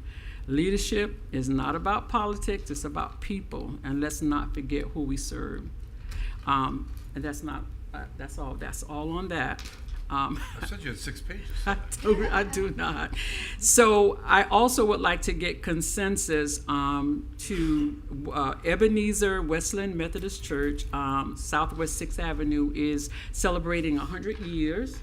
And they would like to have a certificate of recognition from the city. I would just like to get consensus to have one of those drawn up. You have consensus up there for that? Absolutely. Thank Since you say consensus, did we get consensus to review how this document may have traversed through our system? I mean, you're gonna review that anyway, right? I mean, I was going to wait for consensus. I think we should review fine. how, I mean, we should review how it got leaked. Because it doesn't necessarily mean, other people had it, so I mean, again, we have a history of confidential information being shared. Yeah, I mean, I was shocked when I this saw is it. I was long asked about overdue, it. I was frankly. called by the press saying, you saw this, and I said, my comment to the person of the press is, I'm very disappointed. So, Same. So was I. Well, so. I refuse all All right, press you continue. I'm comments. sorry, I didn't mean to interrupt. An art display. So I want to know if there are any opportunities. I brought this up to Mr. Moore. Mr. Anthony Backus has an organization that hosts different youth art extravaganzas twice a year here in the city of Delray. I know the last one was at Old School Square, sometimes at the Spady Museum. However, they would like to display these works of art throughout the city. It has been on display at the Cornell. However, they would like for like the Spady Museum, some of it displayed here at City Hall. And so I would just like to know if there are any opportunities that we can have some of these youth art displayed here at City Hall. So, Deputy Vice Mayor Burns and I talked about this briefly yesterday. I suggested it's a nice gesture to bring it up for good measure. Otherwise, I think we can accommodate that. It will have to be coordinated. We will work with staff involved to facilitate that presentation. So we'll be more than happy to work with them. I just think it's a nice gesture on part of the commission to offer support to collaborate in that regard. Youth art, absolutely. Okay, thank you. Okay, that's that. Mr. No, Moore she's already- only on page 2. I am done. She has one question in 48 and I just parts, wanted you know? to mention my quarterly meeting, Burning Conversations, will be on June 18th. We'll have more meetings before then, but we'll be discussing very light. There's a Northwest 7th Avenue right-of-way project coming up, so I'm going to invite the community out to get information about that. And then I'm just going to give highlights of legislative updates. By that time, all the sessions are over, and hopefully all the things will be decided, and so we can know how we fit in those decisions. So I'm done. All of these papers are not for you. Yeah, I'll keep it quick. You know, regarding this leaked document, you know, when we had the meeting where you tried to keep everything kind of quick and confidential, Commissioner Cassell, you said on the record this is already out there. So how did you know it was already out there before there was anything in the press? I think what I said is this is already out there, meaning people know someone made a complaint. But, I mean, How did you know people knew that? because people text, people email, it's the same with the mayor and the Okay. same with everybody. Because frankly, you're Please the one do with a me a favor, You're the don't- one with a history of Mayor. frankly being. We're going to assume Okay, we're not gonna I make have any never leaking leaked any documents. We're not gonna make any confidential accusations. document. Well, Goes we to see in the confidential press who has lots of quotes about Oh, I know, things but you that know aren't what's supposed to be if shared. I leaked it, I wouldn't have taken your name out of it. No, listen. Look, we're not going to talk about it. We're talking about it, and I don't want to talk about it. Well, Okay. Okay, we're not talking about the complaint. Interesting strategy that you've employed here. oh, I know. Oh, like I leaked it and took your Right. name out, so you look innocent. I don't know what you While would you do. made a You statement, brought it up before there was any press you made about a it. Who else would have statement leaked to it? the newspaper You're out that of you order. are innocent. You finish your comments, and then I'm gonna I can go. gavel I'm gonna close. move on. I'm gonna move on from this absurdity. It is absurd that you brought it up. I'm sorry, you're right. Relax. I can't. So, moving on. So, I think Stephanie Immelman referenced Nancy Stewart tonight. Yes. And I think she has a really important legacy with our city. I wanted to pitch doing a proclamation for Nancy Stewart. I mean, whatever our normal procedures, I absolutely think, because she, like Roy Simon and some others, have been Yes. involved in so many things in this city. And she had to be doing that, for 30 years, I think she's been doing I know. And are we Yes. going forward with that in her absence? She was. Oh, you're talking weeks about whether away the, from Delray Affair? Garlic Festival. The garlic. Well, there was discussion about bringing the Garlic Fest Oh, back, news to me. but keeping it self-contained within the spoke to Old her School 2 Square weeks ago. Old campus. School Square campus. Yep. No I street just spoke to closures her. involved. I know. Well, It I was met her shocking. with Mr. Moore and in the office, and we Yeah. all said, "Fine, we'll do it under these parameters." Surprised. And then 4 days later, she's I know. gone. It's tragic. So, everyone on board with a proclamation? I think we want to definitely have at the very least. We're going to. I'm in favor. I mean, Cool. I think we all in agreement. Yeah. Okay. Cool. And I'll be quick. Just a couple more things. Terrence and I were talking about the Lawson tree planting because I get asked about this on almost a weekly basis. We brought it up here a few times and asked for updates. He suggested I hop on a call that was with staff and the community greening folks, ended up being a very productive call. And I'm glad to say that, and I know some of the holdups, I wanted to sort of let the public know the holdups aren't the city's fault. There's some DOT things holding that up. But I heard that they have gone out and started picking out tree species for along Lawson, and they're on their way to starting a planting plan, is what I've been told. So I promised I would give an update, and so that's the update. And the last thing I wanted to bring up was based on what Christina Morrison said. I wish she was still here regarding the MROC and some of the other zoning categories that don't really make sense on Congress anymore. We've talked about this quite a bit. I'm wondering if we could do a workshop or something on that and try and actually move the needle there. As I do think there's some real analysis. I'd love to hear from Anthea about it at some point and go through maybe what we can do there. There's been multiple plans written. We did a whole analysis that showed that, as we initially thought that Class A made a lot more sense on Congress than what it does, and it looks like it should be more like residential. And I just want to figure out a plan there. So I think it's long overdue. I'm going to just jump in. I'm going to say I think that we need to be forward thinking on Congress Avenue, and I think everyone kind of agrees now that thing. But as you mentioned trees, I'm remembering someone who was here some time ago who got up to speak. We still have a stump problem. I don't want to give my the infamous stump speech, but we still have a stump problem along Federal Highway and some other places over there. They did remove a bunch of them, but we still have a stump problem. And I don't want to say before the Davis Cup we should have them done, but that was a year ago. A lot was progress in that regard. However, not to identify another agency, however, there is some coordination with the Florida Department of Transportation in that regard as well. Some of them are the city's jurisdiction, some of them are not. I'm happy to run a jurisdiction. On that note, run up that. We'll continue to path forward because, in all fairness, a great deal of progress has been made since 2024. I acknowledge that. It's a continuous process. I'm just saying there's some prominent stragglers out there. I understand that, and again, it does involve that coordination. Nevertheless, we continue to path forward. Look, it's as you rightly coined it, my stump speech, so I'm done. Are there any other comments from anybody? Hearing none, we're adjourned. Good night, everyone.